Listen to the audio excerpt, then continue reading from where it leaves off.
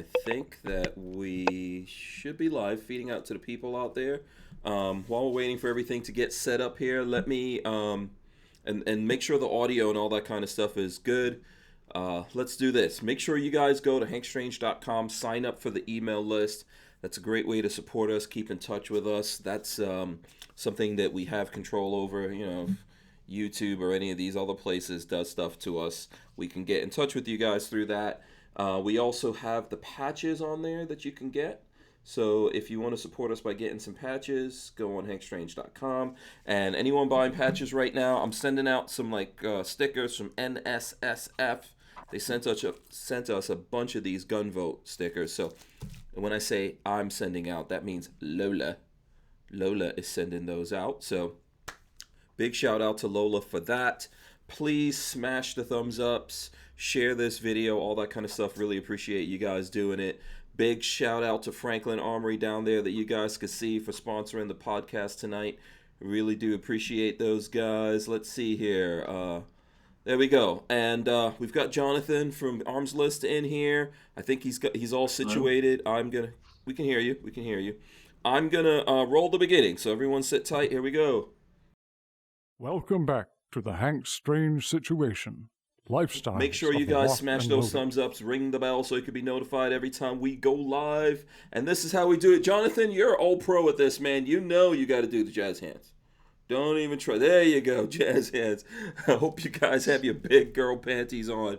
We are live. This is episode 630 of the Who Moved My Freedom podcast with our special host, Jonathan Gibbon of Armslist. Aren't you the host? I thought I was just a guest. What did I say, host? Yeah, you're right. I just said, man.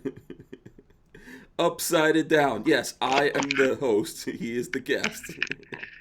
We're doing it right. We're doing it right. So, Jonathan's joining us tonight. What is this? What is he sending me? He's always sending me stuff here. Let's see. Hold on. I'm going to throw this up on the screen because he sent this to me. Is this an Armslist t-shirt?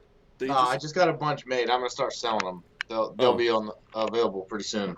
Oh, cool. All right. Let me know. So here, I'll throw this up here so you guys can see it. Let's see what it says. Sometimes reasonable men must do unreasonable things. Marvin Heemeyer. And this picture is of a what? That's the killdozer. Everybody knows that story. Oh. They just made a movie about him. It's called Tread. Oh, okay. Oh, I don't know. I'm not up on that. Someone's going to have to... It was this dude out in Colorado that had all these problems with his local city council, and he just turned his dozer into a tank and just wrecked the whole town. What? You don't know about Marvin Heemeyer, the killdozer? You know what? I might have heard it. I'm going to need to look this up now. There's video? Oh, there's video. It was on the news in the night. They couldn't stop it. They're getting all these pieces of equipment trying to block him, and they couldn't stop him. So he just ran rampant, smashed the town. Then what happened to him? Oh, they said self-inflicted gunshot wound to the head. They Hillaried him. Maybe, or maybe that was his plan going into it. But yeah, absolutely. He didn't make it out of that one. Okay, all right. So as you guys see, Jonathan's back here, just the two of us tonight, and we'll talk about whatever you guys want to talk about. More specifically, whatever Jonathan wants to talk about. Since I was looking it up, man, I think the last time you were here was episode, hold on, what was it, 504? Didn't you get shadow banned really bad after you had me on? Yes. I think right there, yeah, episode 504. Yes, and I was asking Lola, I was like, Lola, should we put his name in this thing? It's real, dude. You can't send a message on Facebook with Armslist, any link in it. I tried to tag you when I was sharing it tonight. No, would not let me do it. A whole bunch of stuff went down. I don't know if we talked since all that happened. Probably we talked by text, but I can't remember, man. Episode we got totally banned on Facebook and Instagram right when they were banning all those boogaloo things because they thought that that was the worst thing ever. Yeah, burning down cities is cool, but don't talk about the boogaloo. Yeah, it all depends what side you're on with these guys, obviously. So that just all the social went down on Facebook, on the Facebook controlled company, so Facebook and Instagram. Yeah. By the way, Dan Hates You says he didn't wreck the whole town. Okay. No, he didn't. He specifically targeted a bunch of the businesses of people that were really frustrating, and like they Okay. basically were jamming him up with like the access to his property with Mm-hmm. right of ways and stuff, Oh, yeah, and yeah, not giving him permits that he yeah. needed. I never went through that, but I did, living in West Palm Beach, we did live in a community that had an HOA, and that cured me forever of Ooh, any kind of nonsense like that. Seinfeld was not joking around. If no, you ever see, if you ever saw that Seinfeld with the episode, dad. yeah, yeah, wasn't it his? Who was it that was in the HOA? I think it was his dad, right? Or no, it was Down at what's his the name's place dad? in the Florida, or Yeah, no? yeah, wasn't that not Kramer? I thought it was Jerry's dad. I don't Was know. it Jerry's dad or was it what's his name? Costanza. Yeah, was it? Yeah. I Wait, don't know. It George Costanza. It was his dad, wasn't it? could have been. Yeah, Oh, that was Stiller, Jerry Stiller. yeah, Jerry Stiller. Yeah, who passed? You Funny, know. funny, funny man. Yeah, I liked him. DC. Honestly, I think one of the reasons Kevin James' new show didn't make it, Hmm. like, because they brought Leah Remini in for the Hmm. whatever second season, or whatever, and they're funny people. It's Hmm. just Jerry, man, he was a big piece of that show. Yeah, yeah, absolutely, man. And then I think his mom wasn't on that show, was she? No, that was someone else that played the mother on the show. But Ben Stiller's mom was also an actress, I think. I think she was, yeah. Yeah, I yeah, I don't know that well. yeah. DCG44 says Hank, not knowing killdozer. See, you got to know the Killdos, Yeah, man. That'd be like somebody saying they don't know who Kyle Rittenhouse is. yeah. Well, yeah. Got to know. First of all, there's only so much information that could stay in my brain I feel you on that. at one point, and there's always stuff going through the brain. Today's been one of those days.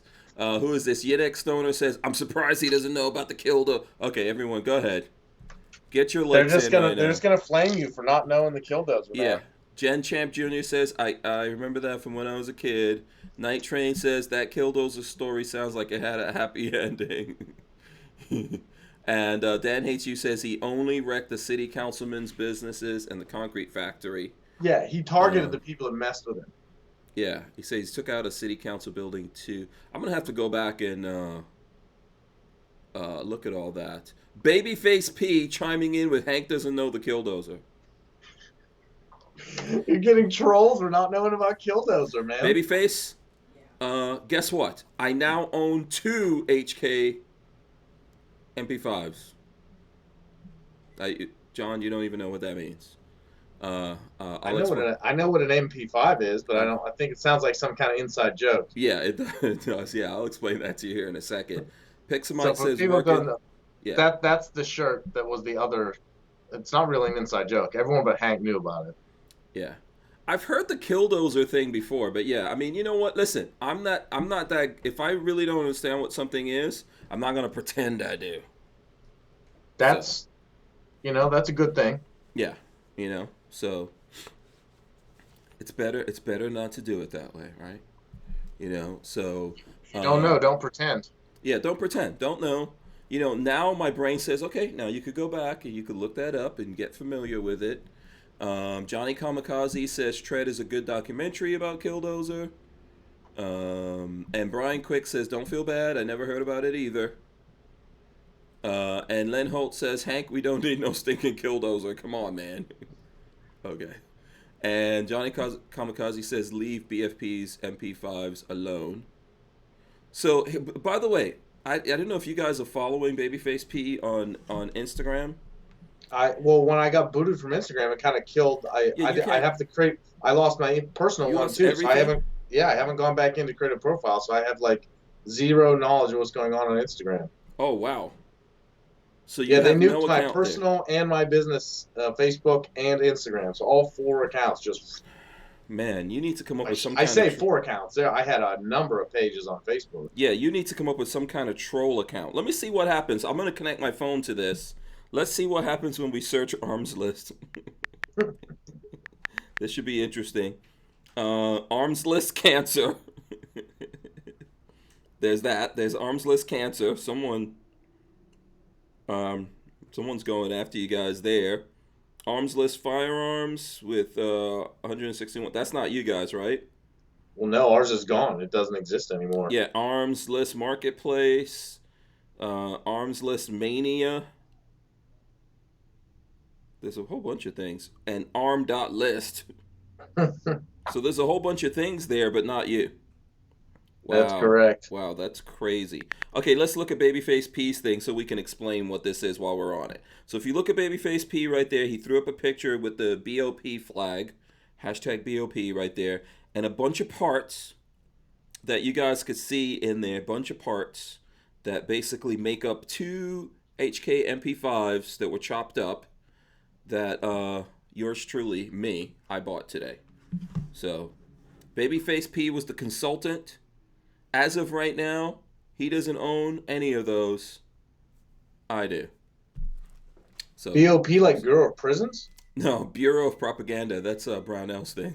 Oh, I got you. Yeah. That's what that flag is. So, it's I've explained this before, but Brownells, they kind of have a guerrilla marketing section in their marketing. And what those guys do is people who are doing cool firearms related posts and things like that out there, they share it, and then they have it's like a little club. Everyone gets in, and you get a flag and patches and things like that. And everyone shares everyone else from that club stuff or likes it and comments and helps get it going. And Brownells does that as well, and they share those things from time to time on their social media. So it's pretty cool, pretty cool.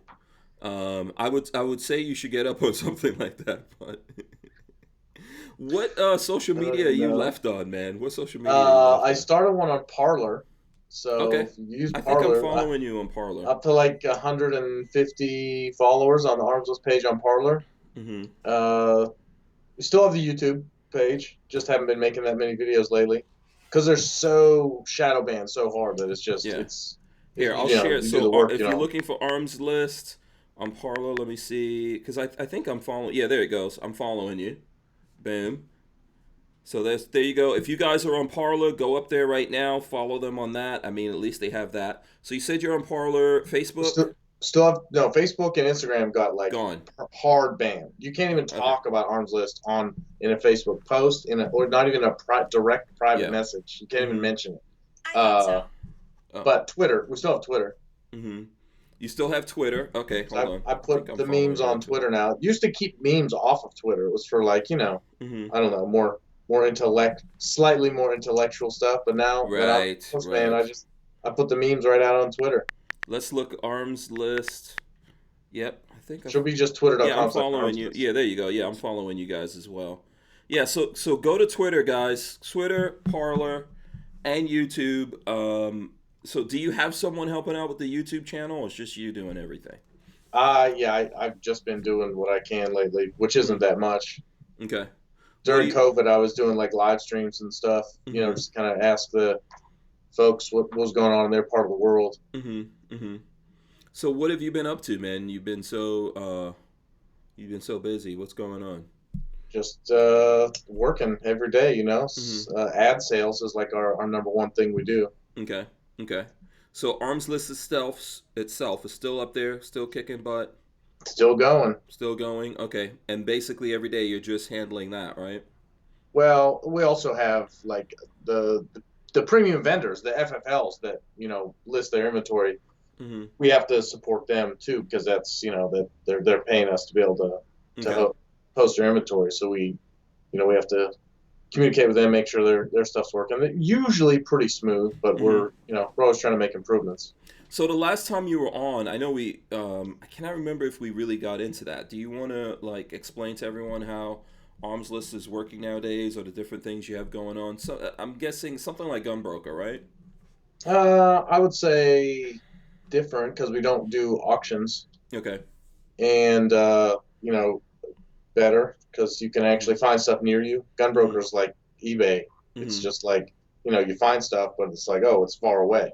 Okay. So we purposely, when you're browsing, near you, you're gonna find gun shops near you. You're gonna discover, stores you didn't know about because there may be one or two zip codes away.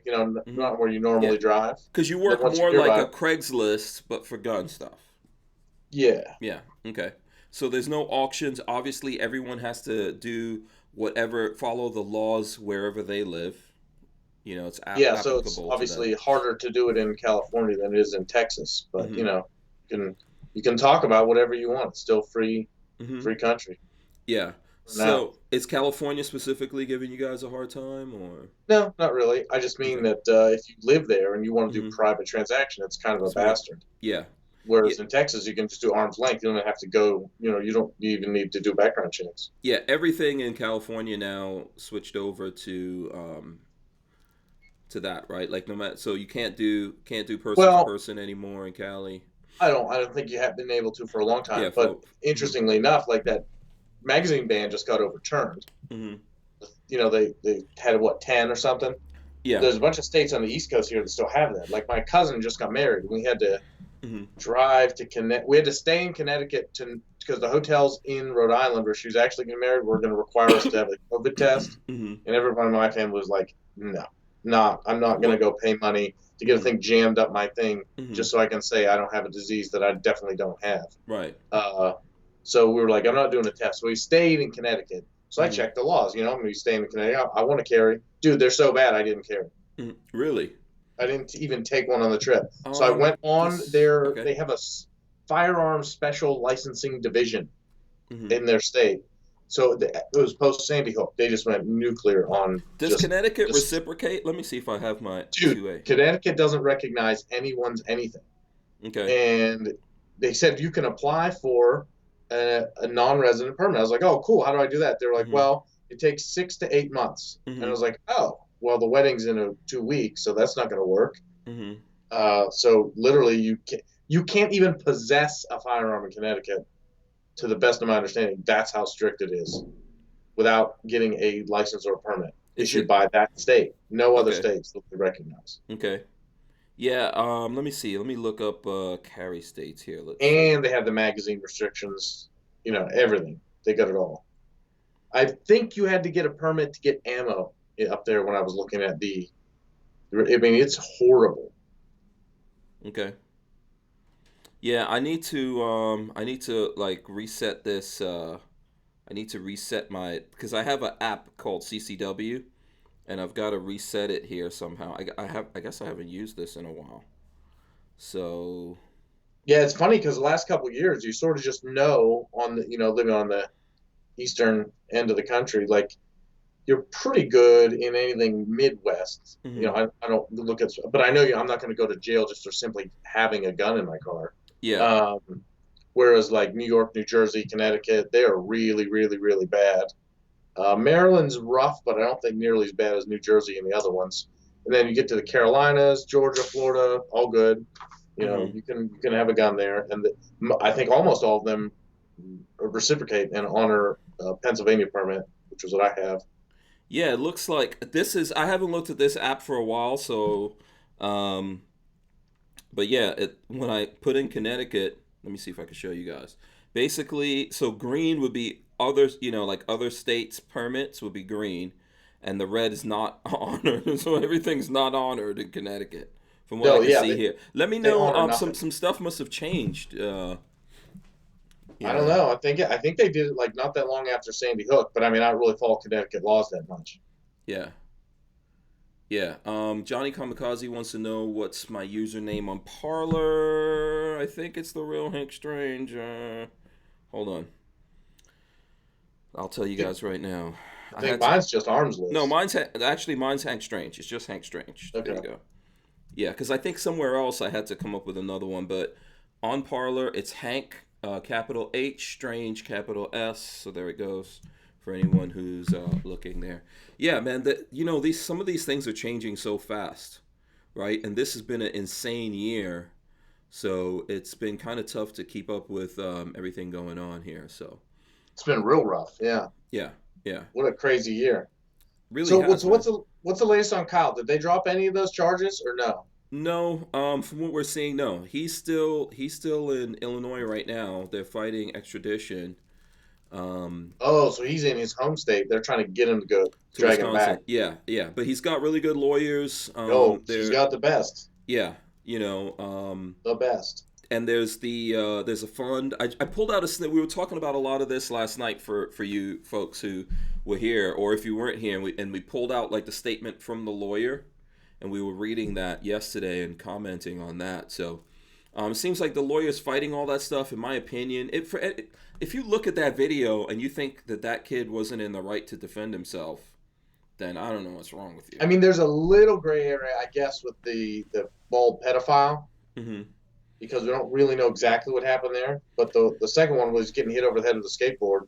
That's pretty clear cut to me. Yeah, well, there's a lot of video, not just from the people who were there protesting and all that. The cops even have a lot of video. So someone told me he was rolling around with a fire extinguisher, putting out dumpster fires, like actual dumpster fires, and that's why the mob was mad at him. Yeah, that's what his lawyer was saying. Yeah. And I think I saw his lawyer on a Fox News thing I saw on YouTube talking about it as well. There's a lot of video of this stuff, so eventually they're going to piece all of this together. Definitely that whatever his name was, Rosenbaum or whatever, Rosenberg, that dude, there's definitely video of him being very aggressive in the beginning.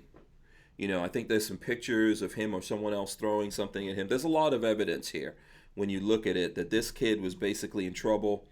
I mean, you know, we've talked about this, but, you know, should he have been there? I think he had a right to be there.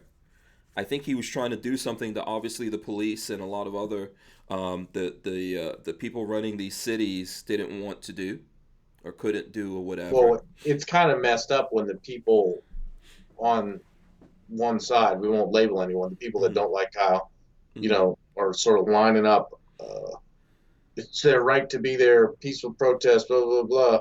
And then he's there literally cleaning up graffiti. I saw the picture, putting out fires. And then, you know, when he's attacked with a skateboard, they're like, well, he shouldn't have been there. I don't know. How it's weird. Like, I think there's even only people in the gun community that don't agree with him or don't support him or whatever, which everyone has their right to do whatever they want to do, right? But I think if you really take some time, first of all, like on this and a lot of things like this, I don't just jump into it, right? Because I'm not trying to get the views more than figure out what's going on. So if you take time and look at it, it's obvious, you know, the situation he was in. I just think we got to this weird place where everyone is expected to have an opinion on every issue, you know? And if your initial reaction is incorrect, then, you know, people want to flame you and say that you're a bad person or something, you know? And, you know, we see it on the other side, like George Floyd and some of these other ones. Oh, if you're not completely outraged immediately, you know, before all the information's out, then you don't care about justice. And I just don't think that's true. Right. Yes. And everything's not the same. Yeah. And all these are different. You can't judge things through the filter of who you are. So what was the gentleman's name that got shot like 7 times and he's paralyzed now? Blake. Jacob Blake? Is that or...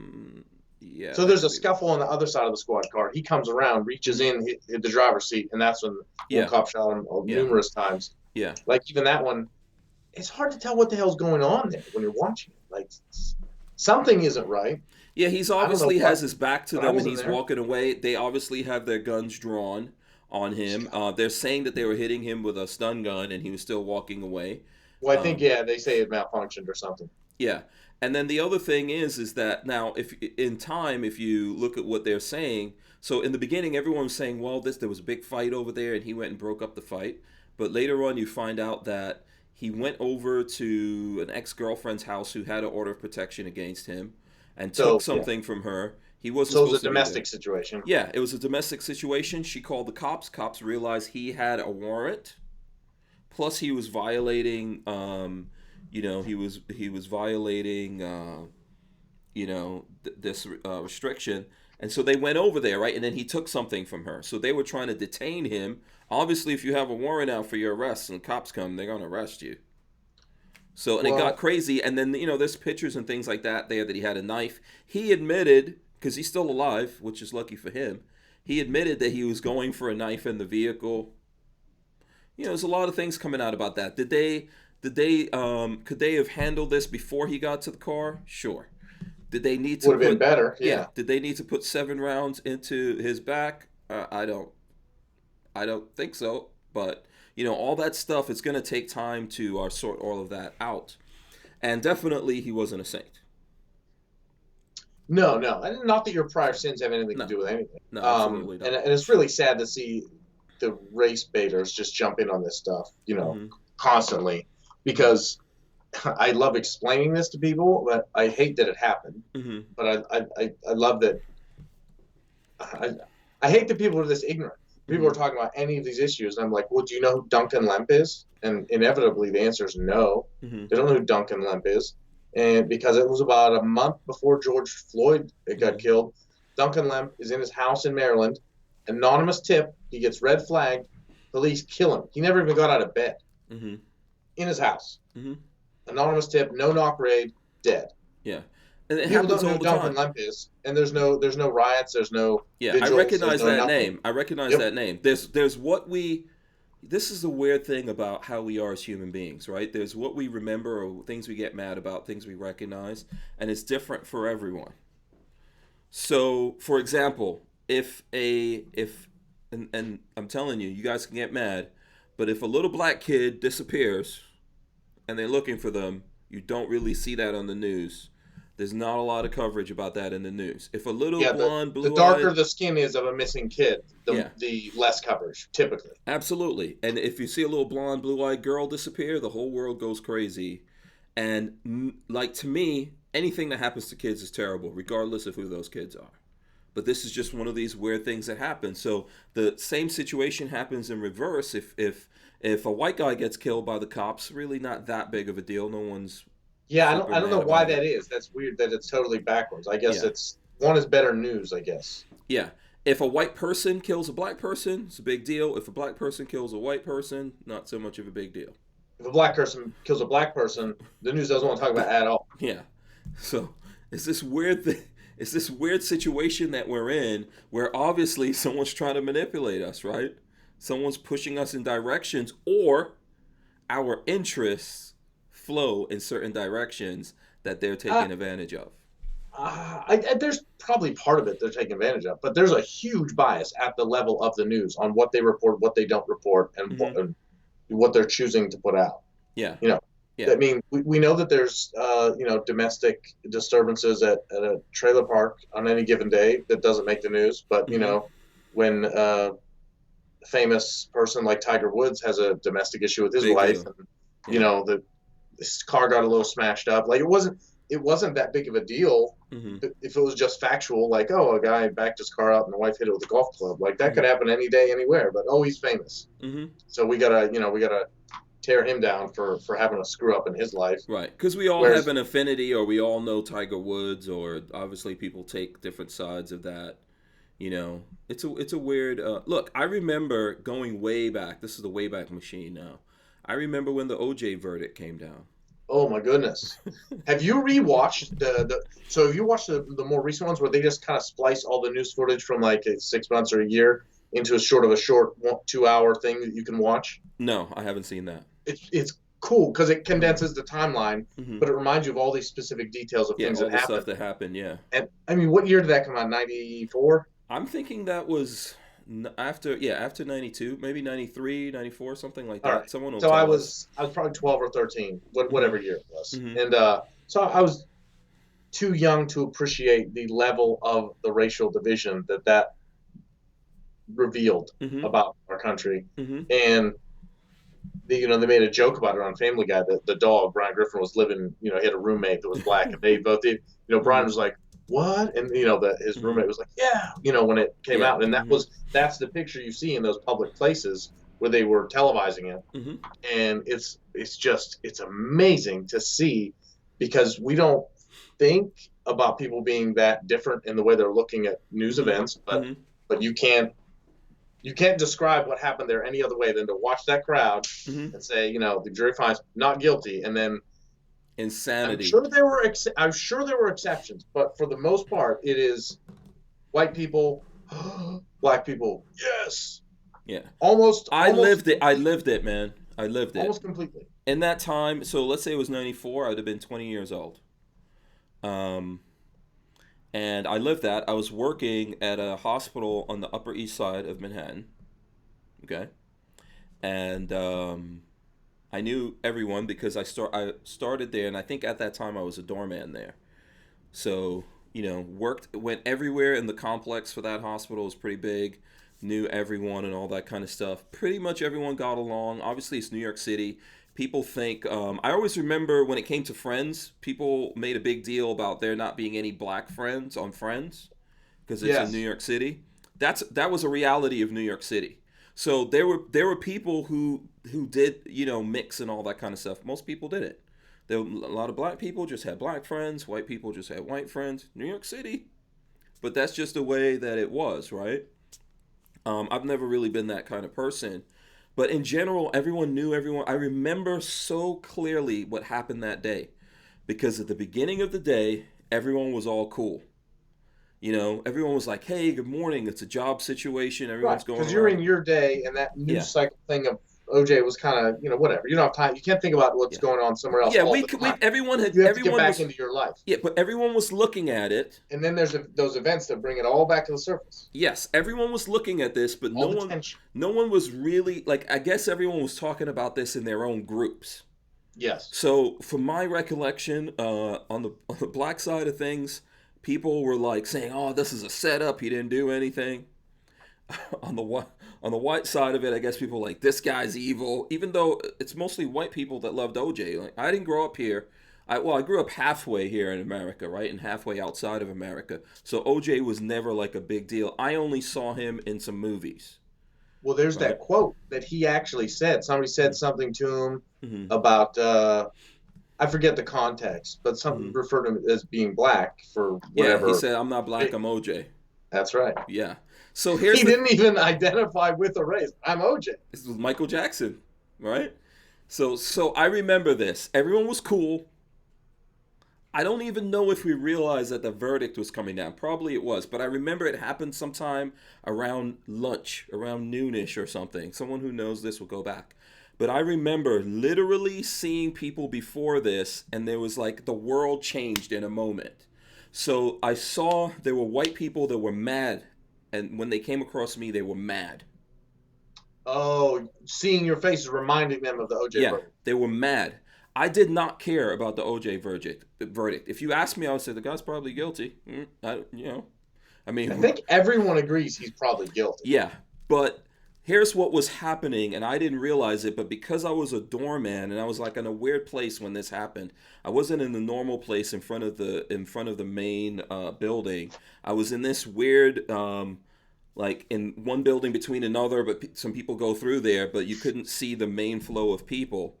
So I didn't even realize all this was happening. I just saw people passing me crying and people celebrating. They were like black people just dancing around having a good time. Like, wow. And I was like, what the hell's going on? What a weird time. Yeah. What a weird There were white people crying, white people who were mad, who could not talk to me, look me in the face. Black people who were just, I was like, why exactly are we reacting like this? And I think it's when I've realized that there's differences between people, races and all that all through my life, but it's one of those times when I realized where this is like literally a war to people, even if they don't say it. That it's literally in their mind a war. And to people, I guess, on the white side, they felt like they lost the war, and OJ somehow got away with something horrible. And it's, and then there are people on the black side like, oh, his victory is my victory. It's like, how can that, how are these things even relative? That murder in particular probably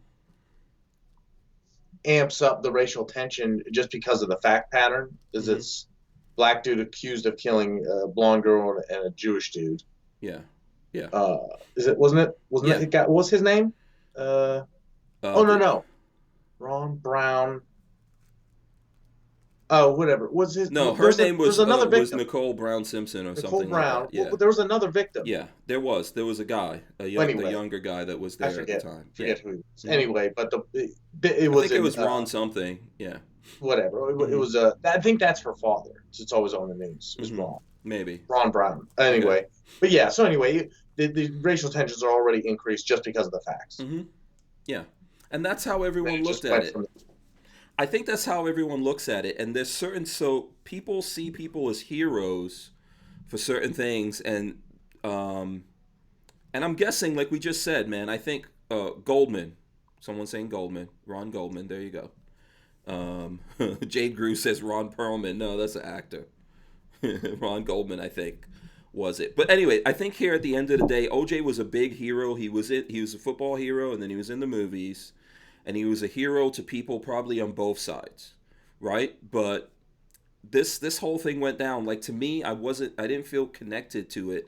I don't feel connected to other people's stuff like that either. Like, I Yeah. don't know those people. They're Well, famous or whatever, so I might be aware of them. I But think a lot of it goes back to the freaking news, and they're living on division and clickbait, and well, it wasn't clickbait in the '90s, but mhm, headlines and all this crap. Because some people say mhm, is that the jury finding OJ not guilty was sort of like a, oops, we should have charged those cops that beat the shit out of, what was the guy that before the riots? Rodney King.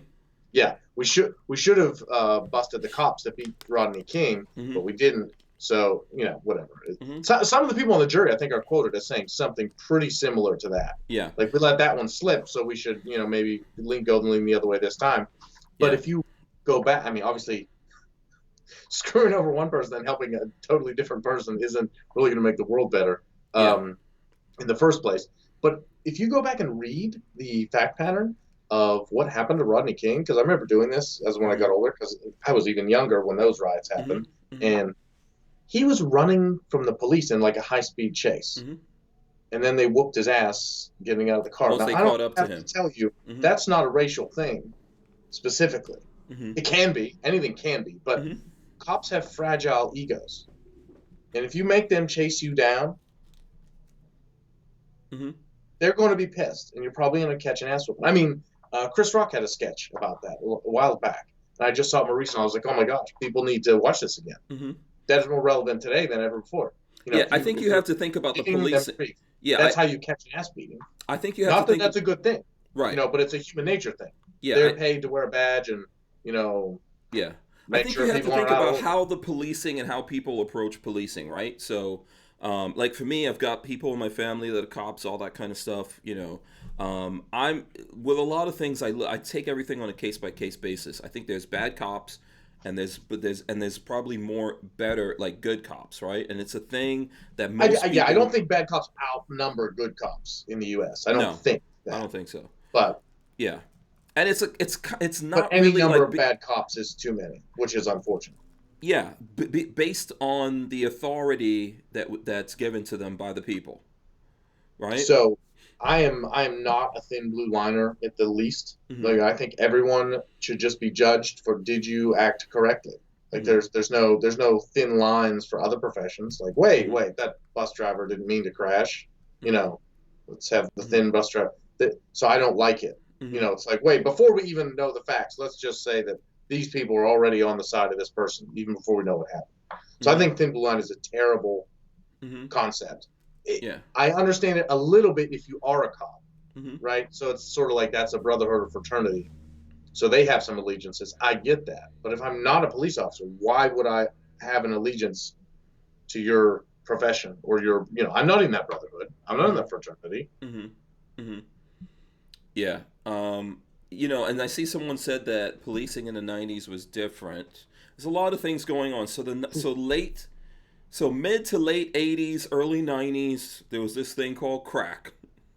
It still exists. Yeah, but it really got way out of control during that time, and it was really tough. It was a tough deal, right? It was taking out a lot of people. It was changing families, especially if you go to places like New York, probably L.A. This was changing families. Like I remember, having friends that, like I have a friend that his brother became a crackhead and like stole all his stereo equipment and stuff like that and sold it and did all these things. And even after that brother cleaned up and all that, he still cannot stand because if you, especially remember what stereo equipment used to be back in the days? Oh my goodness, yeah, people would It was steal stereo equipment. yeah, it was a big deal. Today it's not as big as a deal, so you might not realize, but that was your whole life. There were people that their stereo equipment was everything, especially in a place like New York City. You might not have a car, but stereo equipment and things like that's where all your money went into. And to have your brother just steal all of that and sell it for crack, I mean, it's insane. And he never forgave him for that. No matter what he did, he cleaned up his life, got a family, and it just didn't matter because he just always remembered this thing. And it was a tough fight. And there were a lot of cops that, we've always had some level of corrupt cops, but I think they had an uphill battle with a lot of things. There was just so many things that went on. On one side, we made it like one vial of crack cocaine was 20 years. Yeah, You the know, the mandatory sentencing went way up. yeah. And then there was so much money in this. It was incredibly violent. It was just an insane time to think about all these things. And if you're living through that and you're doing this profession, I get it. I get it. During those times, I got guns put in my face all the time from the cops in New York City, constantly. And if you had like a nice car or anything like that, you got pulled over all the time. It's just all kinds of crazy stuff that happened. And at the same time, like I remember having, I had some friends that were cops. They were actually, like I had one friend that was head of the internal affairs unit. And he gave me his card and I put that in my car window and it would scare the crap out of other cops. And he was like, yeah, if anything happens to you, tell these guys that you're my nephew. So, New York has alternate side of the street parking, and if your car is on the wrong side, you get ticketed. I would forget sometimes, and my car would not be ticketed, and I would go out there and see them walking down ticketing everyone. They would just leave it alone. Because the only thing that they were afraid of is criminals and internal affairs. So all of this stuff just made it just, like the pressure and all of this just made life crazy, I think. And for as bad as it was in New York, which was pretty crazy, I think in LA it was even more insane. And everyone was just getting into that. So I don't know, Well, I man. think I think the cities, I mean, Los Angeles is pretty unique. It's so Mhm. spread out, but there tend to be sort of neighborhoods where they're, I don't Mhm. want to call it segregated because Mhm. it's no one forced anyone to do it, but it's kind of, well, some people force some people some of Mhm. the time with, shitty housing Mhm. uh, policies. But the point is, for the most part, it's by choice. You Yeah. know, these rich assholes live in the Hollywood Hills or Malibu or wherever Mhm. else, and then Mhm. there's ethnic neighborhoods. In New York, it's so small. You're on top of that. I think there's Mhm. just way more intermingling of, Mhm. there are neighborhoods Mhm. that are specific, but Mhm. everyone's traveling through the other neighborhoods because you have to go anywhere in New York. Yeah. And imagine where any place where you have a lot of people who, are in a situation where they feel they have very few choices or no choice at all, and then there's all this money, and there were people making ridiculous amounts of money, including cops, right? Like in New York City, there were a lot of cops that were corrupt and into that. The part of New York that I grew up in, Far Rockaway, at the time, was run by John Gotti. I don't know if you know who that is. Yeah, heard of them. Yeah, that was his territory. It was just insane, all the different things. And I think crack had a lot to do with him gaining power and all that kind of stuff. And Wasn't he part of the mob mafia mentality that they were going to sell drugs or weren't? I don't I remember. think he was part of, I know no, there we're was going a to sell split. drugs, Okay. but basically what they did is they brought in the weight to they controlled like the weight, like the Oh yeah, yeah. actual Well, I'm just cocaine. saying, like in The Yeah, Godfather, the older movie, there was definitely a those split there. other People guys said who we are were, not yeah, going to have kids getting hooked on drugs. That's not something we'll do. We may not be angels, but we're above that. And then yeah. eventually, and the criminal enterprise said, oh, we'll do I that think too. that's what happened in the Italian mafia, right? If you look at it, that was the old school that didn't want to do that. Yeah, And they still did those things, but to a very controlled level. yeah. And if you And got caught, you get your ass beat or you get whacked. yeah, and then the new kids coming along like John Gotti when he was like a young enforcer, or whatever it is growing up. They're like, nah, we don't care. We just want that money. And Yeah, then honestly, the street level people doing stuff with them was a lot of black and Latino kids anyway.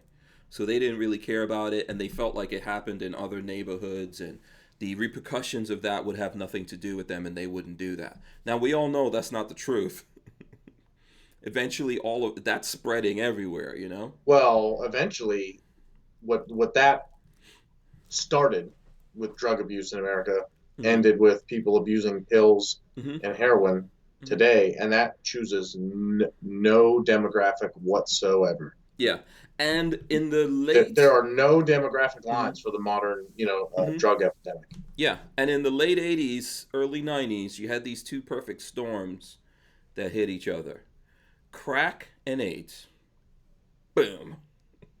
Well, that's kind of weird, though, because, yeah, I mean, AIDS is typically with intravenous drugs.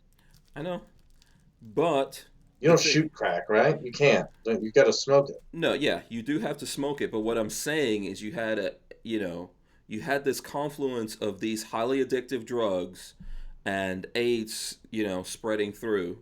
And there were lots of different drugs. It wasn't just crack. Everyone was, there was all kinds of different things people were doing. And, it's coming out of the 80s. When you know how now 80s movies are really popular?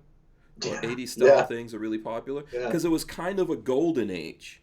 And you're coming out of a golden age in the 80s where it was no big deal for these people to do, like, cocaine and stuff like that. That was, Look at Wall Street, American Psycho. Yeah. Good one. Good movie. Yeah. But everyone can't live like the movie stars. So that's how stuff like crack came along, because that was easier and more acceptable. You always had weed and stuff like that. And then through partying, you had other things. Starts out as cocaine. That's how you get crack. Mm-hmm. It's just when it gets so diluted, it's no longer potent. So people cook it.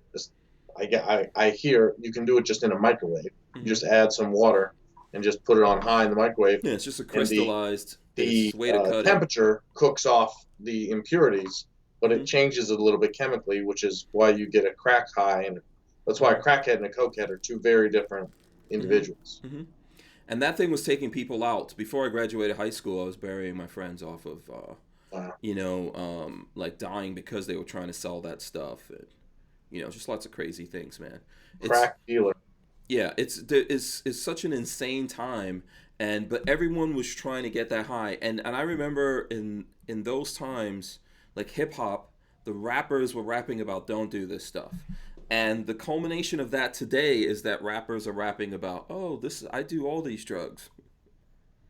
If you listen to the music today, bragging about doing drugs, yeah, R&B. Do you remember that thing called R&B? It used to be Aretha Franklin. A little bit, yeah. Yeah, today R&B singers, I'm listening to songs and the lyrics are about snorting lines of cocaine. That used to be like rock lyrics, but it was hidden. Thank you very much. So what is that? Is that? Before I provide an update, I don't know. Oh, is that me or you? Donald Trump was going live, or no, that was old. I don't know why it played now. Yeah. Oh, okay. I was about to say. Hello, everybody. Where are you? Yeah, I don't know why it magically just played itself. I was like, what's happening? Is Trump paying a visit to you? No. Yeah, Armslist is the biggest. Unfortunately. It's the biggest, maybe someday. It's the biggest, absolutely the biggest, the best in the world. Can never be beaten. Yeah, so, yeah, listen, if I talk too much about that, I'm gonna get... Yeah, so we it's get a good off break. It's a good break. Yeah, let's get off. It was crazy times. Crazy. What we are, we're just getting more and more intense and insane and trying to get divided from each other. So, let me see what other things are going on here, man. What in the news is what catches your eye in the news, man? I'll tell you what. Good news that the Ford Bronco looks like it's going to be pretty cool. Ford Bronco, yeah. I wish we could have got a V8, but hey, that's there's a company that's going to make a V8 version. It's not the same. Yeah, you just have to pay $30,000. Yeah, I mean that's stupid. I would never do that. It's kind of like the Wranglers. People are like, well, you could this company put a Hemi in your Wrangler, and I'm like, yeah. Well, if I want an $80,000 Wrangler, I would go buy a G-Wagon. Yeah, but you'll be able to get it because look, I have a Ram Rebel, and there's a new version of a Ram Rebel coming out. called the Ram TRX, right? And I've that heard of has it. that has the Hellcat motor in there Oh, that's going to be with the awesome. supercharger. Yeah, 702 horsepowers. Well, they put that same engine in the. There's a meme about that. It's hilarious. Like most car companies, you can't just take a huge supercharged V8 and jam it into every single model Oh yeah, you and call can. that call that a marketing plan. And just like Chrysler's like, no, we can. Yep, I think Because you they can get can in do a it. Charger, you can get a Challenger, you can get a Yeah, Jeep Grand Cherokee. Now you can get in a yeah. pickup truck. Yes, Oh my and it's going to be gosh. all-time all-wheel drive. Oh, the TRX. Yes, because Well, that's smart. you can't I have mean, that much power and it's only rear wheel well, unless you put it. the Challengers and Chargers are rear wheel drive. Yeah, yeah, absolutely. But the Jeep is actually pretty slow. So the TRX will be fast for a truck, Ah, but it won't be fast yeah, overall. yeah. John Crump says this ain't going to be monetized. he says, "What's up, guys? Hey, I'm Why gonna can't put it be monetized? He Because the says crack or Armslist is an evil site. No, we're not evil. That Facebook calls us evil. There's a big difference. Yeah. So listen, the fact that they have that much power in Challengers, I think Charger you can get all-wheel drive version of the Charger, right? Not with the Hellcat though. Yeah, I thought you could. Not from the factory. There's Oh. someone doing it aftermarket. Oh, I So thought if the you got the cars, four-door version, you could get all-wheel drive and that motor. the Charger, you mean? Yeah, the Challenger is the two-door one. Yeah, they offer both cars in all-wheel drive, but not Mhm. with the Hellcat engine. Yeah, I know that the two-door, I had a I think they two-door. just literally can't fit anything in there Hmm. that would hold the torque. So that's why the Jeep and the truck are bigger. So they're able to get that much power through a transfer case that can actually handle it. Yeah. So my understanding of it is, so I know the V6 versions you can get all-wheel drive. Correct. And I've asked them before why of the two-door car. So the Challenger, which is the two-door one, if you get that big motor, if you can get, like I had the Scat Pack and they wouldn't make it all-wheel drive. And I asked Correct. them why, and they said they could do it, but they don't feel like anyone's going to buy it. So that's why they weren't doing it. Because they feel like everyone just wants to burn Why would out you want to get an tires. all-wheel drive muscle car? That's That's goofy. what I want. Because I want to Go put the power down to the ground. go I get a don't want to drive. Skyline. I Then. don't want to drive around my neighborhood burning out my tires. Get a Skyline. Then they hook. Uh, mm, no. I have a. That's why I like Audi. I've got an Audi, so or what I like to call the old like Volkswagen, basically Volkswagen. I like all-wheel drive, man. It puts more power down to the ground. You have more control over it, so I'm a rear-wheel drive guy all day long. Yeah, I know you like burning out the tires, right? I just like the way it drives, and I like getting a little sideways on Yeah. purpose. Do you like the C8, the mid-engine Corvette, or you? I'm a little torn on it Okay. because they took away the manual, and Yeah. I think just as a trend with Mhm. automotive, Mhm. I get it. It's a decision. Mhm. Like less people are buying Mhm. manuals, so they don't want to not make money. But I think It's fat. I mean, I think it's just you're faster when to you're shift. part of the automotive, Mhm. you are the industry. You make the cars that you should set some standards, and that's like, yeah, we'll continue making a manual, even if not that many people buy them. Mhm. I, you know, I don't know, man. I like a stick shift, right? Without a doubt. I feel like you are more of the car when you're shifting and everything. But what do we all? It's all about your 0 to 60 nowadays, right? So the automatic's just gonna shift faster, man. Dual clutch. We're gonna have triple, quadruple clutch at some point. I get it. I just don't like it. I know it's not the classic. It's like electric cars. I Hmm. get that they're fast. Hmm. I Yeah. don't they don't make an interesting noise. They Hmm. don't deliver power in a way that is what we're used to. Hmm. Hmm. So it's different. I prefer to And see a hybrid first, they if really we have crap to go out on that the way. top end. The Hmm. electric cars. They don't really have any top end. Yeah, I would like to see hybrids probably more than Well, they're doing that now with like yeah. the real high end McLaren and the high end Porsche and all that. Hmm. Those are now all hybrid. Hmm. Let's see here. So, Jen Champ Jr. says, "What the hell?" He doesn't want to. Probably he doesn't. Got to switch away from talking about cars. John is a car guy, by the way. He's a car guy. We can stop talking about cars. I No, mean, I can keep going. let's talk about He says, "What the hell did Arms List? What the hell did Arms List for all the social media hate. So I'm guessing he wants to know what you Oh, did to get all they the don't social media like hate. the Second Amendment in general, but then once they figured out what Armslist actually was, I think they were just like, oh, just shut it all down. Yeah. So probably I know you've explained this before here on the show, but you want to explain, like, because you've gone through some serious lawsuits. Like, you guys have been set up as the poster children for The boogeyman. Like, yeah, for the gun show loophole or some Yeah, nonsense. we're the boogeyman for the people that hate the Second Amendment that don't understand it. Right. Mm-hmm.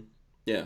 So you've fought these guys all the way to the Supreme Court, basically. We can say, right? Yeah, sort of. They appealed it to the Supreme Court and they denied cert, which is to say, you were correct that Armslist won. This has been settled. Prevailed. Yeah. So it was properly dismissed at the lower court.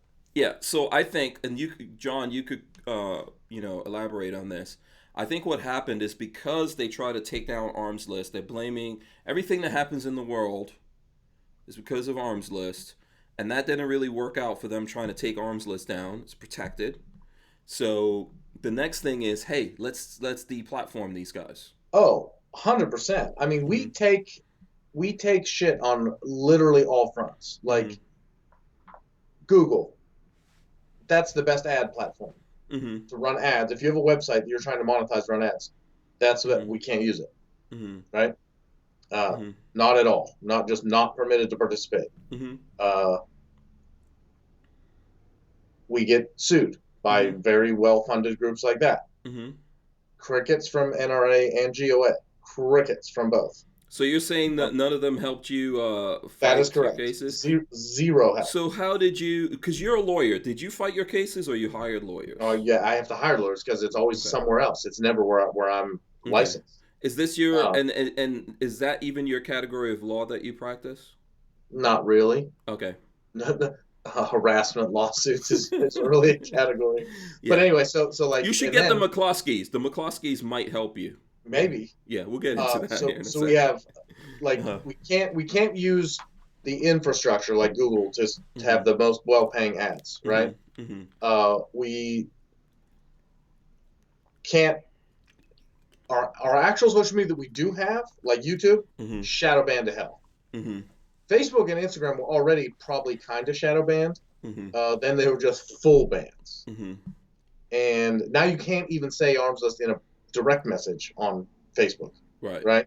Yeah. So they wrote code. They wrote code for you guys to keep you guys out. They updated specifically for Armslist, specifically targeted. Yeah. John Crump says he tried to help you. I think he represents GOA Virginia. So did you try to reach out to GOA? We talked. Yeah, he didn't get any. John reached out and they didn't get back to me ever. Okay.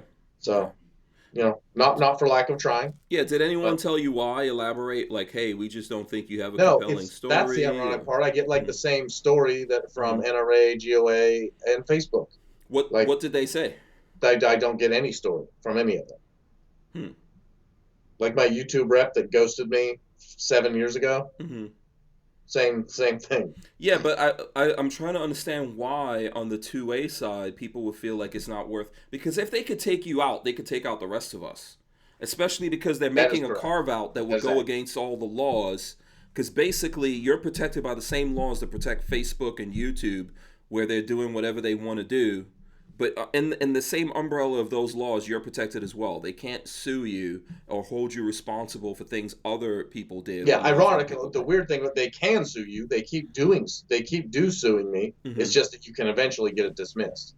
Okay. When you get it dismissed, are you getting any of that money back that you had to pay to fight for those guys?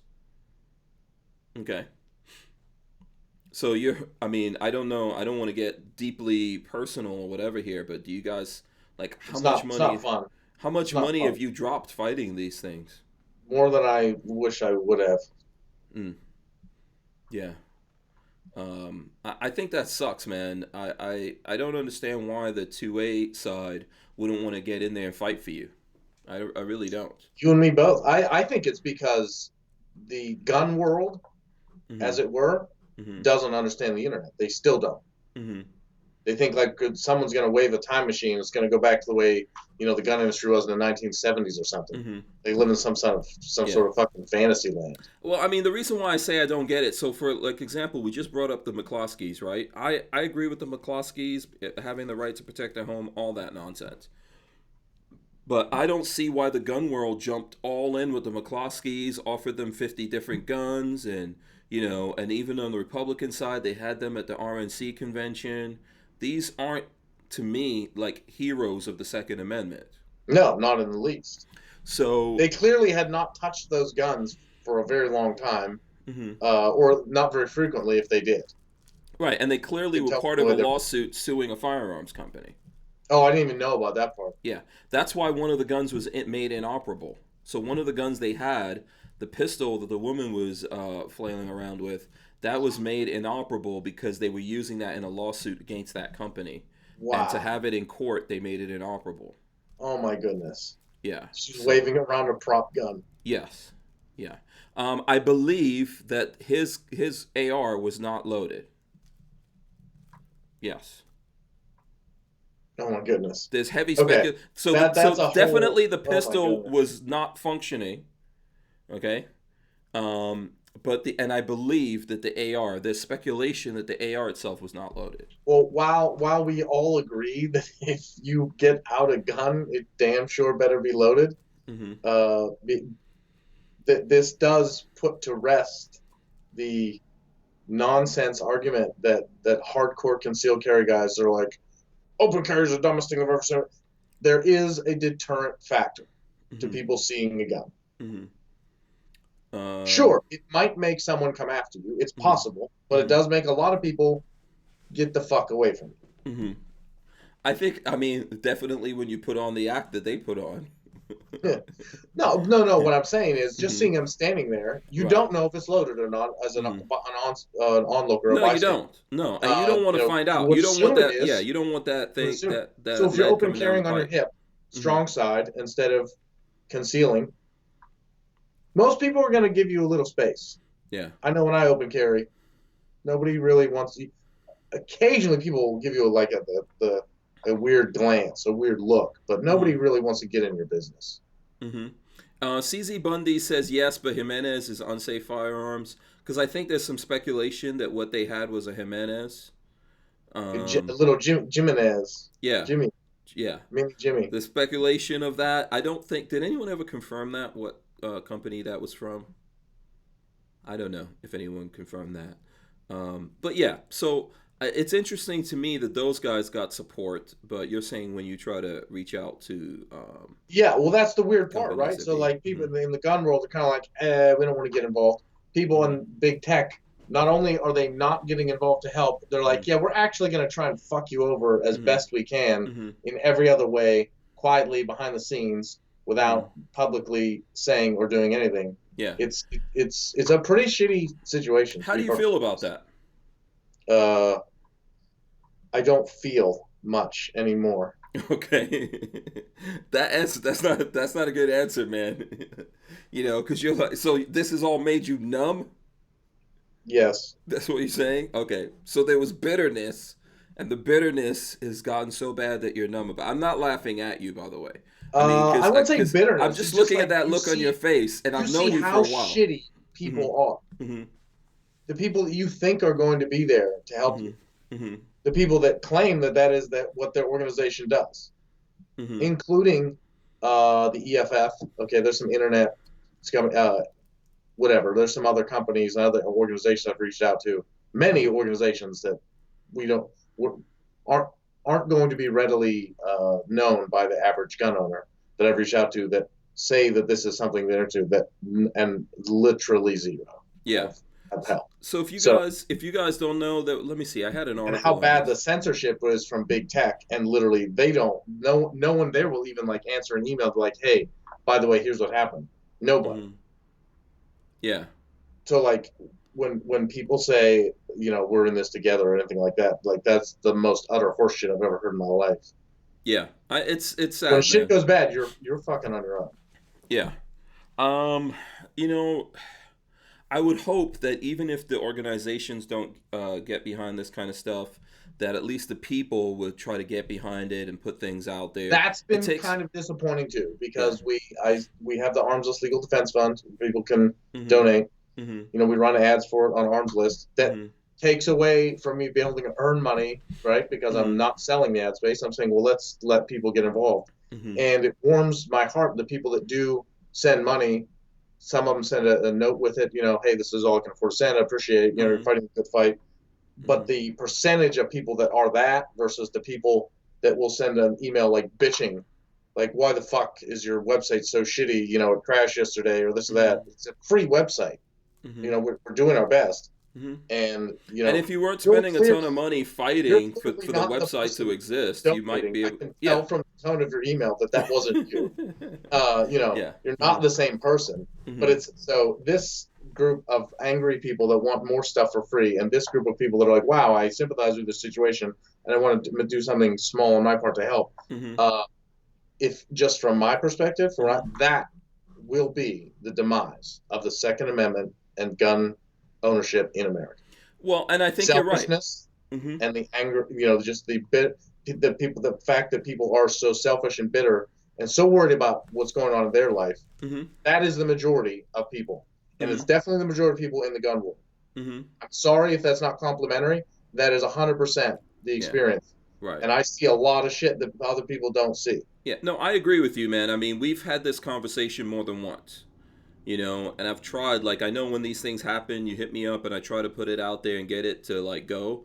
But me putting it out there on my own isn't going to make it, you know what I'm saying? I just don't have that much clout. That is the exact thing I'm describing. There's you reach out to a bunch of people, you know, where I run the banner ad to show everybody that's uses the website can see it. And a handful of people are like, hey, let me see what I can do to help. Crump is helpful to what we can do. But the overall, you know, the response. You know why it's insane? I remember the kid. I don't remember what was the name of the guy, the drunk operator. What was the name of that guy that on IG? Oh, the Instagram. Yeah, he got drunk and tried to get some Instagram followers, but I said I'm getting red flagged. Yeah, exactly. The guy that was like, "Hey, they're coming to my house right now." He didn't have to ask, reach out, try to pull any strings to get every single freaking dude in the Second Amendment community to share that nonsense. He didn't have to do it. So it's weird to me that your news, it's news out there. If you search Armslist and click on the news tab, you're going to see they're in the news that they're fighting stuff all the way up to the Supreme Court. Why wouldn't people in the gun world jump on that and say, look, they're trying to take out this Pro 2A website? Because guess what happens?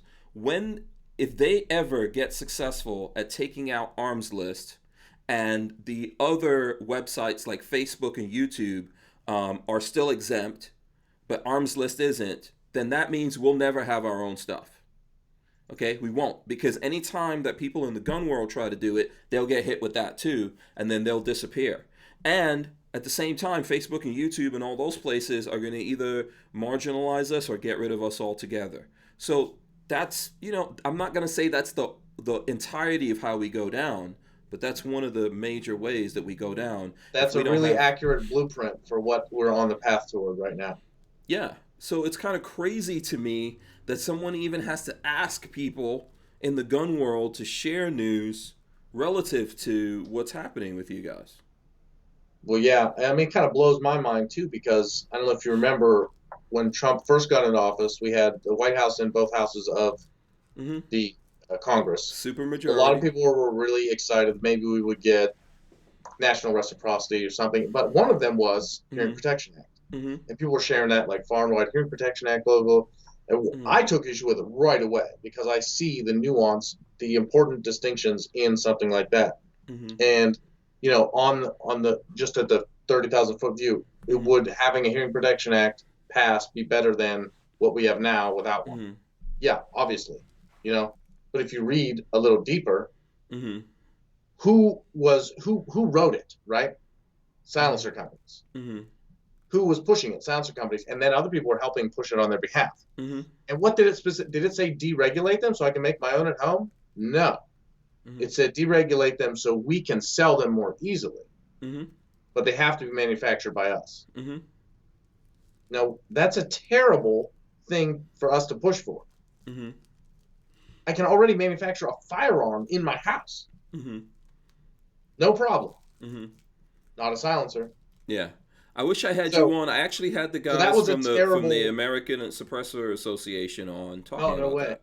Yeah, I did. So Yeah. yeah, so it wasn't going to be good Mm-hmm. for all of us, Mm-hmm. right? But people were still really excited about Mm-hmm. it, and that kind of blows me away. It's like, listen, Armslist being stronger and being able to do stuff better is like the only thing that is going to be good for Mm-hmm. you and gun culture on the internet. Yeah. Well, Like it's not self-serving. mm-hmm. It's just like if you. So a lot of people are saying, well, you know what they should do? They should pull those protections from Facebook and YouTube.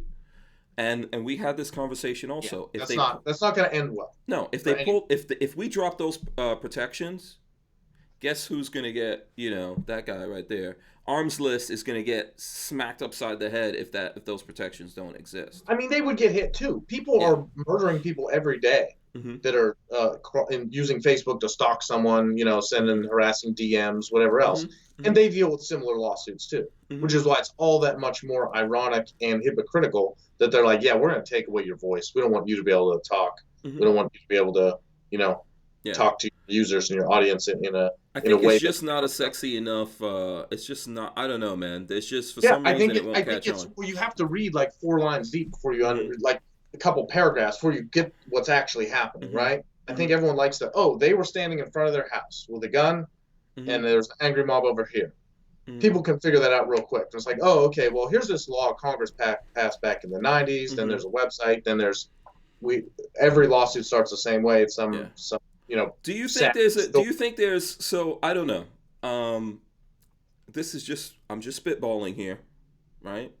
So I'm just spitballing here. Do you think there's different approaches you could take that would maybe get people in the community, in the industry, or whatever on board? Maybe there's different ways you could go about this. You could Well, get I mean, like a that's what we're spokesperson. doing. That's what we're doing right now. This Okay. is my effort to, do Mhm. something different than Mhm.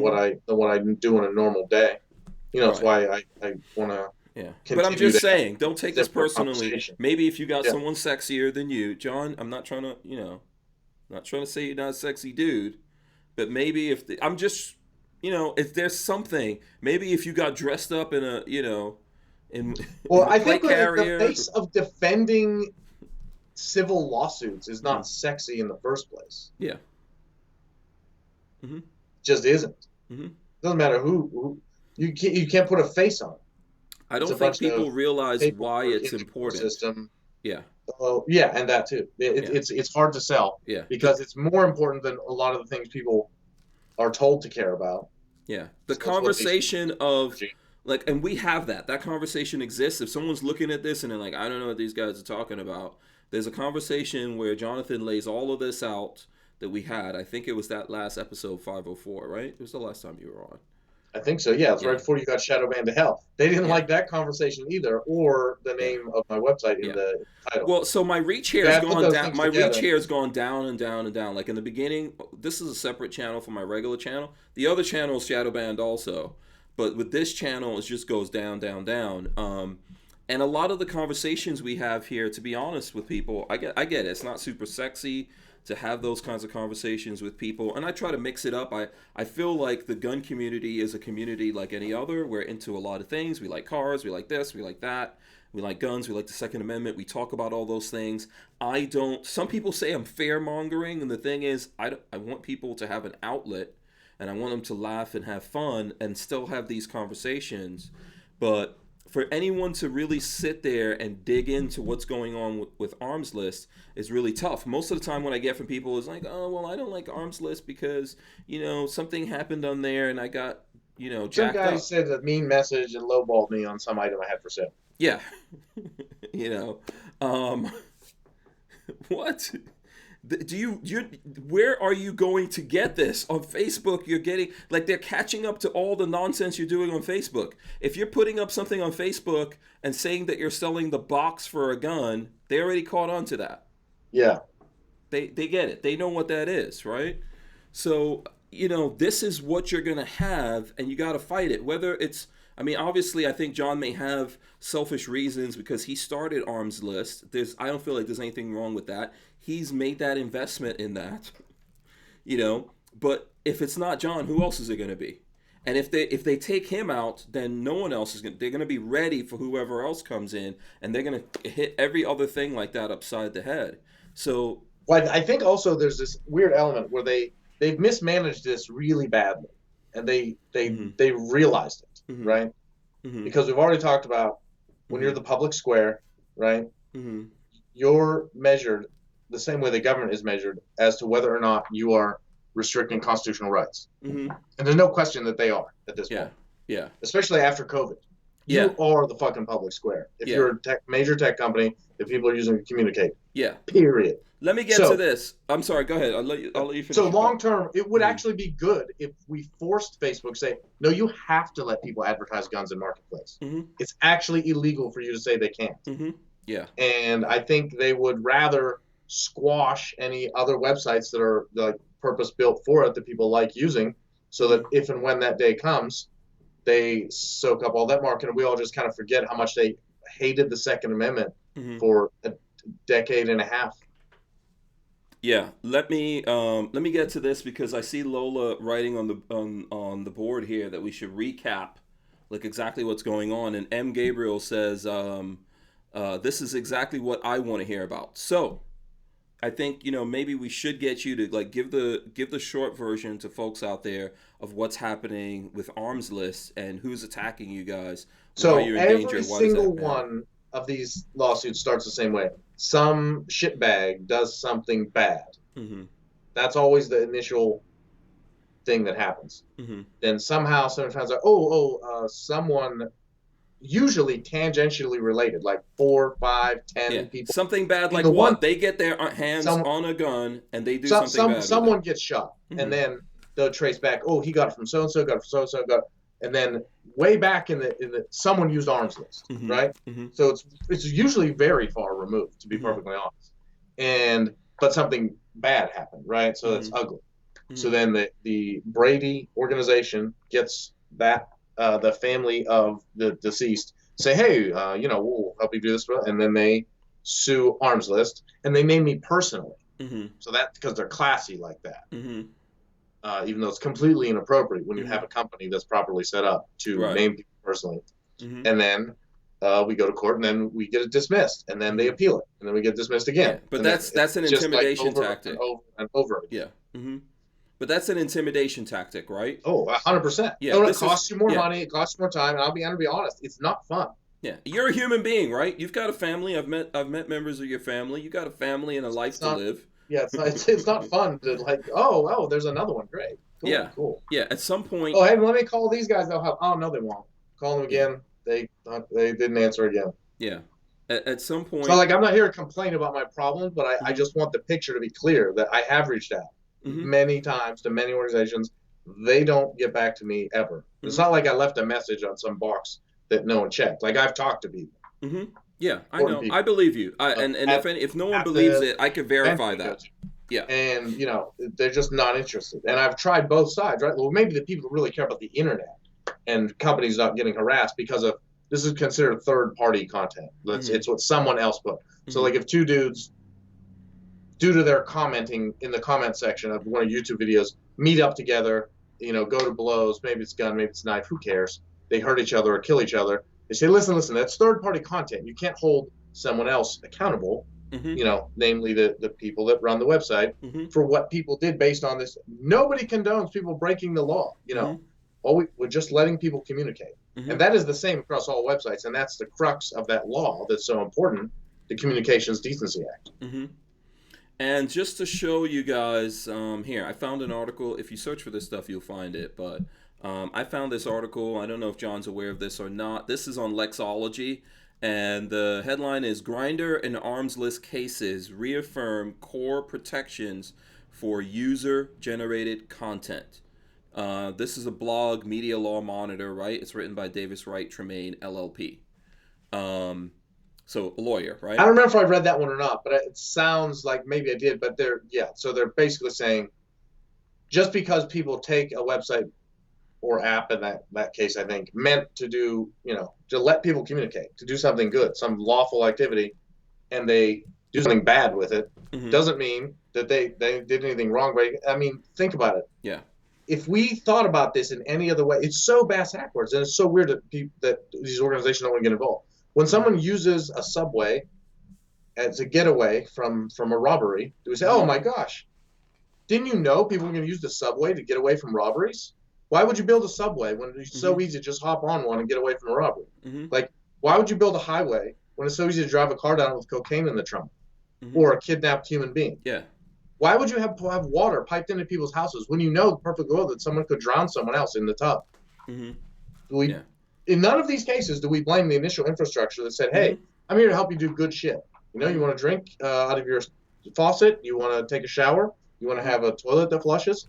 Well, running water is a really good thing. That's what makes it a first world country. Yeah, you just enable a transaction. You're. I don't even do that. I enable people to communicate.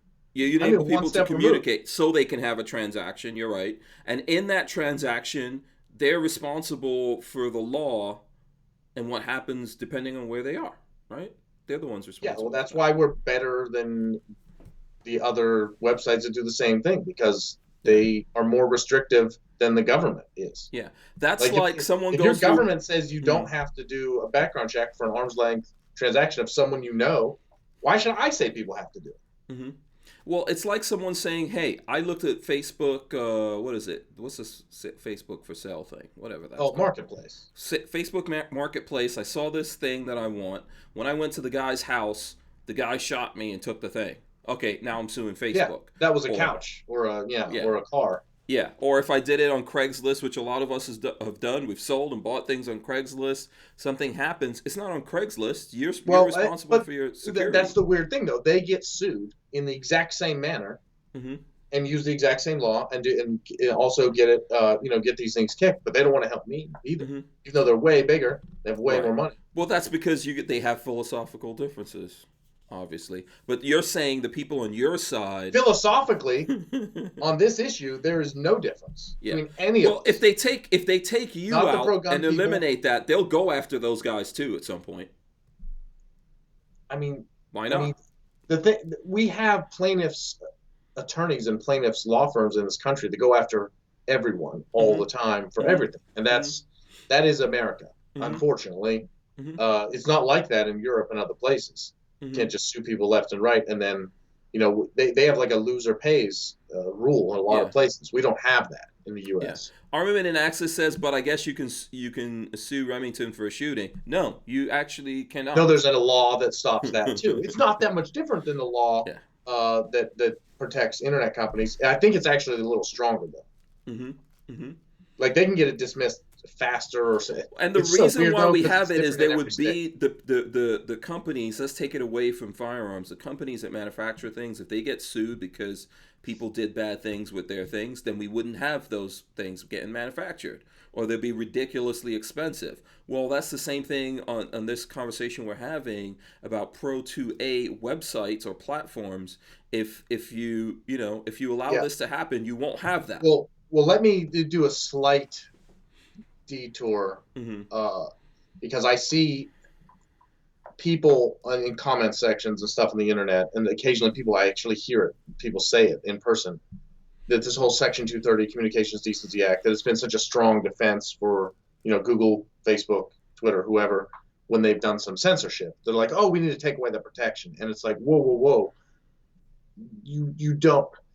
You're starting from a good place. You think censorship is bad and we should have some way to stop it, but you don't understand the implications of the thing you're actively promoting.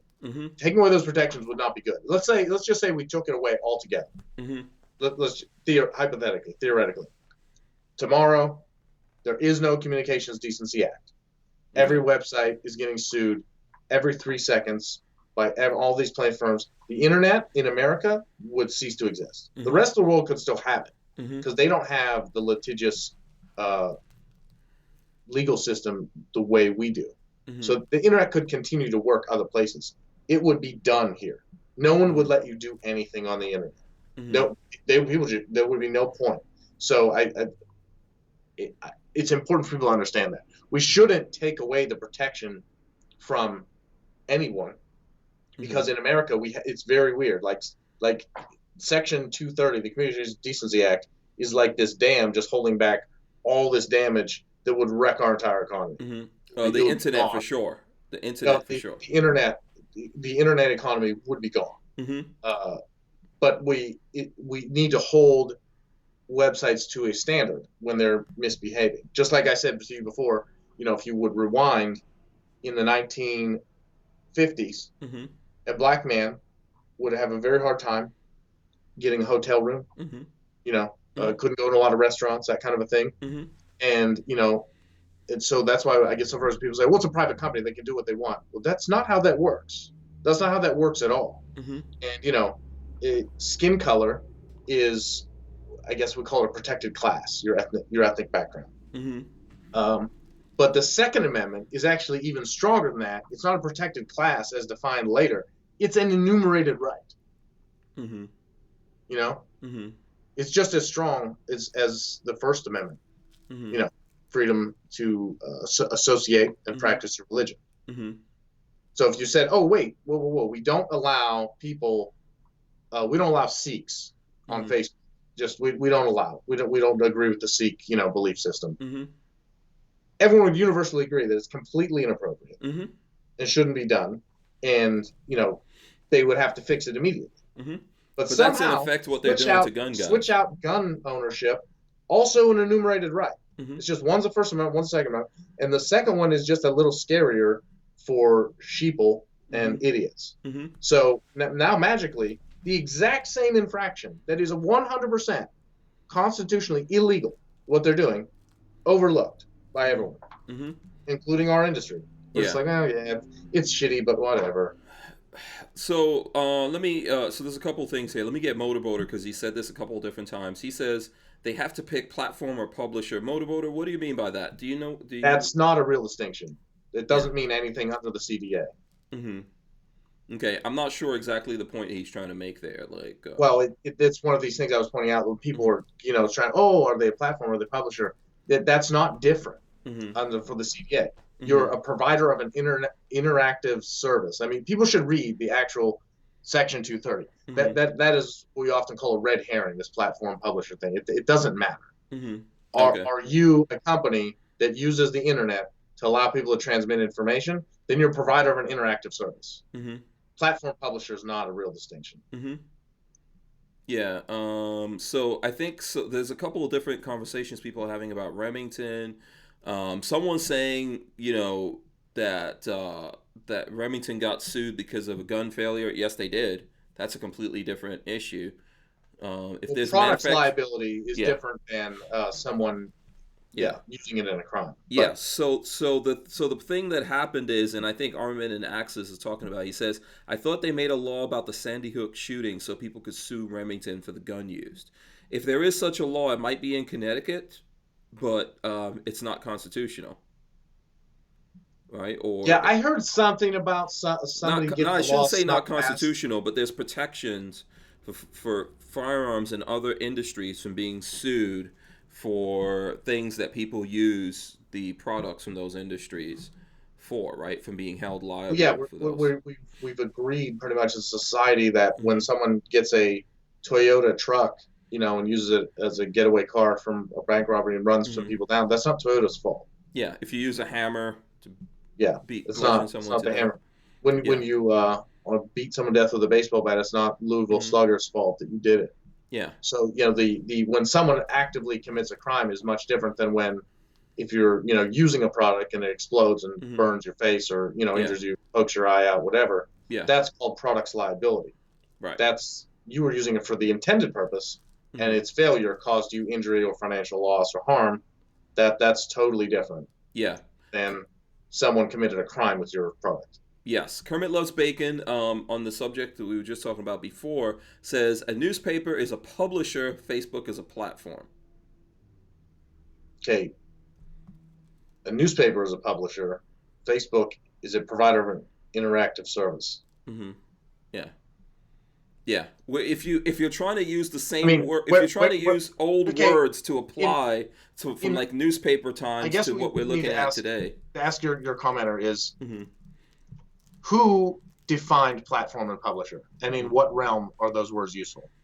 Yeah, and I think I agree with you, right? Because if you say, like, I've had these conversations with people where they're like, "What do you mean by a platform? What's a platform? What does that mean?" No one knows what it is. That's why it's not Yeah. relevant. So those might be modern words, but it doesn't matter because there's a Yeah. definition So of, go ahead. I'll read you the language that matters, and which is why I use the words that I use. Section Okay. 230 of it's 47 U.S. Code 230. No provider or user of an interactive computer service shall be treated as the publisher or speaker of any information provided by another information content provider.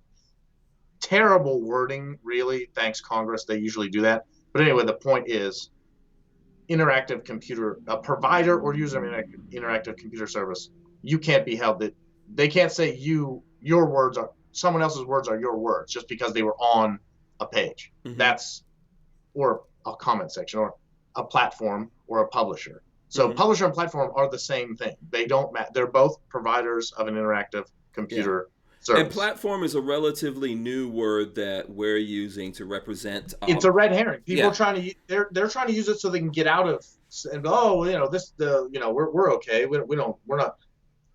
No, as far as the law is concerned, you're a provider of an interactive computer service. Yeah. So nowhere in the law does it say anything about platforms or publishers. So yeah. I don't. And from what you read to me, if you are that, you're not supposed to be held liable for what other people say. That's right. On your service.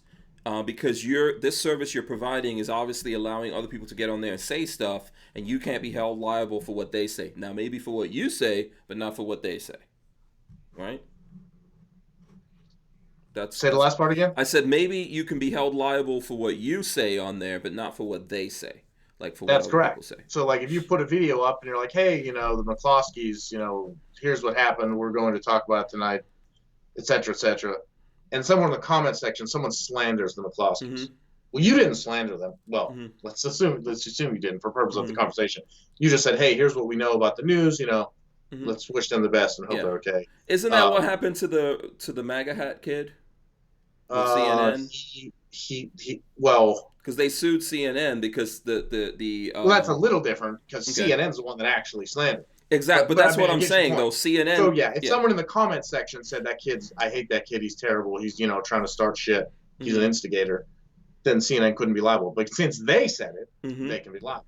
Right, exactly. And they're really the distinction between news source, news outlet, and interactive computer service is really gone because everyone's publishing all this stuff on the internet, and 99% of the time it has a comment section. Yeah. And everything is a service. So if you go to CNN and you're over there battling out on CNN with other people in there, they're not responsible for what you're saying. They might be responsible for what's in their article, especially if they slander someone. Yeah, I mean, they're responsible for the content that they generate. But it's a third-party stuff that's where this gets different. Yeah. Yeah. But I mean, every web-related thing has a way for people to communicate.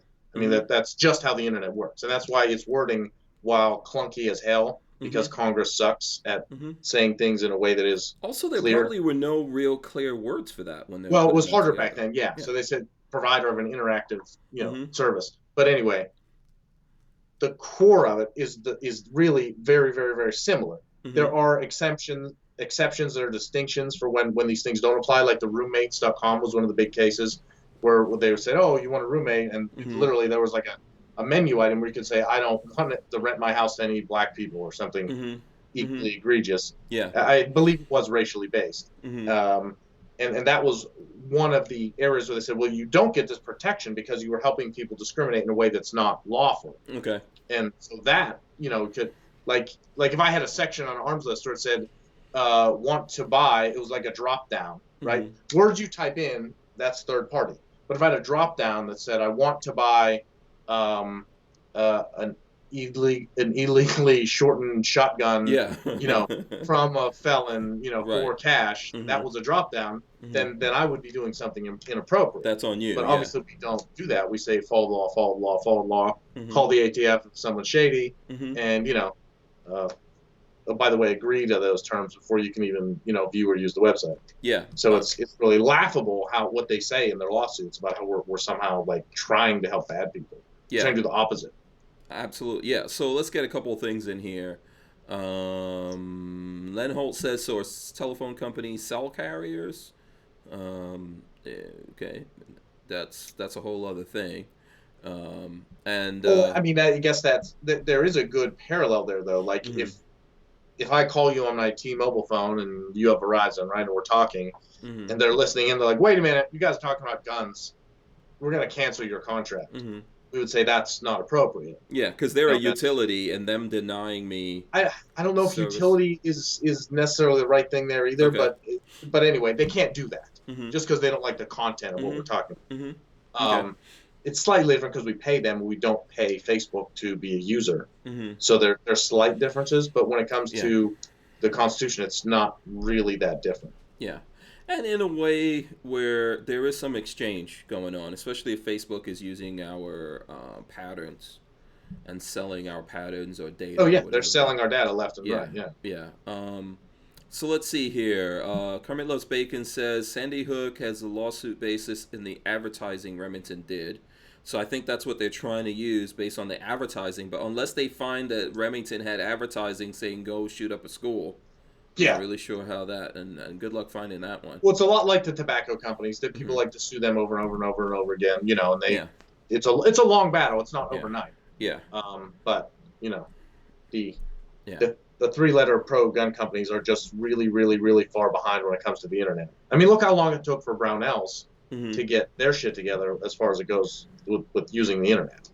Yeah.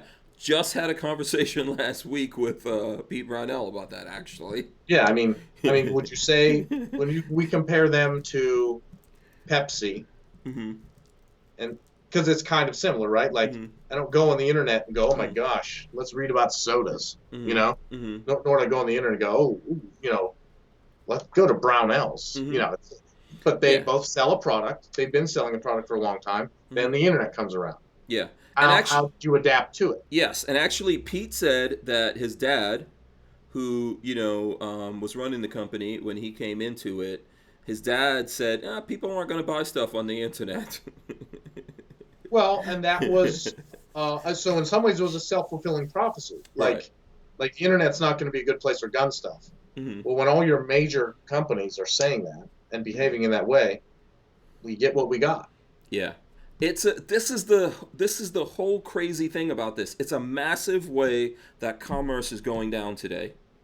It's not the only way. Like today, I went out, which I didn't get into, but I went out with Babyface and we bought some gun parts. But it's so people are doing that face to face. Yeah, I go to the gun store. Yeah, but it's a massive way that this is happening.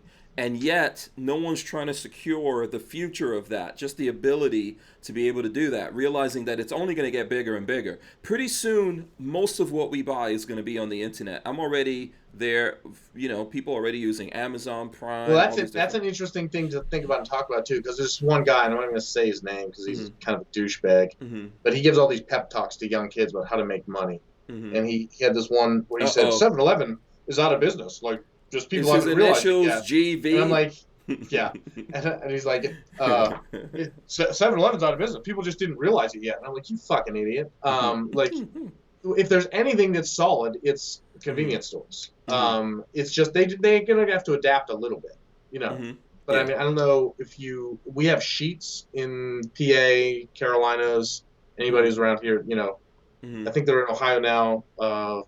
They've expanded rapidly. It started in Pennsylvania. And they're one of the only places where you can get beer at a gas station in the whole state. Like they probably did some unholy lobbying. But anyway, they have pretty decent food, you know, and some of them it's called what? Sheets? Yeah, that's a family name. Sheets with a Z on the end. And there's Wawa out by Philly. Yeah, Wawa, I know. We're getting Wawas in Florida now. Okay. Yeah. So anyway, those aren't going anywhere. Like people, you know, need to get gas. They even put charging stations in at the Sheets is up here. You know, so people are pulling in their Tesla and charging them up. They're actual Tesla stations too, not generic ones. Okay, cool. So fast chargers. Yeah. Okay. But I mean, you get people going to quit getting lotto tickets, or people going to stop needing a gallon of milk on the way home from work because they were busy. No, that's going to stick around. The people aren't going to be going, oh, you know what? I kind of want some cigarettes. I'm going to go on impulse buys. We're never getting rid of that. Sometimes you just want to go to just want to see a human being. Yeah, exactly. So anyway, the Yeah. initials that you guessed correctly, I was like, what an idiot. Because Right. there's days lately, especially with all this other stuff being closed, where Sheetz is the only place I go. I'm like, okay, well, I'll go get some gas. I'll get some food. You know, I can order. They have a touchscreen order thing. Get a salad with some meat on it. It's actually not too bad of a thing to eat. You know, when you're trying to be healthy. Yeah. And they have a beer fridge when you want to be unhealthy. It's So I go in there, saying in one stuff place. like that is relative. Like recently, I said to Lola, "Why is Redbox still in business? Those people should have gone out of business a long time ago." Isn't that crazy? Yeah, and Lola was like, "Have you heard of the hood? Not everyone has the internet." Or wants to spend money online to get stuff, or has the ability to whatever people are doing on the internet to That's interesting illegally because download. I haven't thought about Redbox in a long time. Yeah, it's still out there. Hey, while we're on the subject, we'll talk about guns and movies. Have you seen Bad Boys 3? Yes. You want to talk about Bad Boys 3 right now? Yeah, briefly. Okay, what did you think? We'll start with the good. Okay. All right. Right out of the box, you get a fast Porsche 911. Yes, it was a nice new 99. It was a 992, right? I've lost track of their numbers after 991. The latest. I think it was the latest. It was a Then Carrera. right after that, we see Reggie all grown up after they scared the shit out of him in Bad Boys 2. Right. Yeah.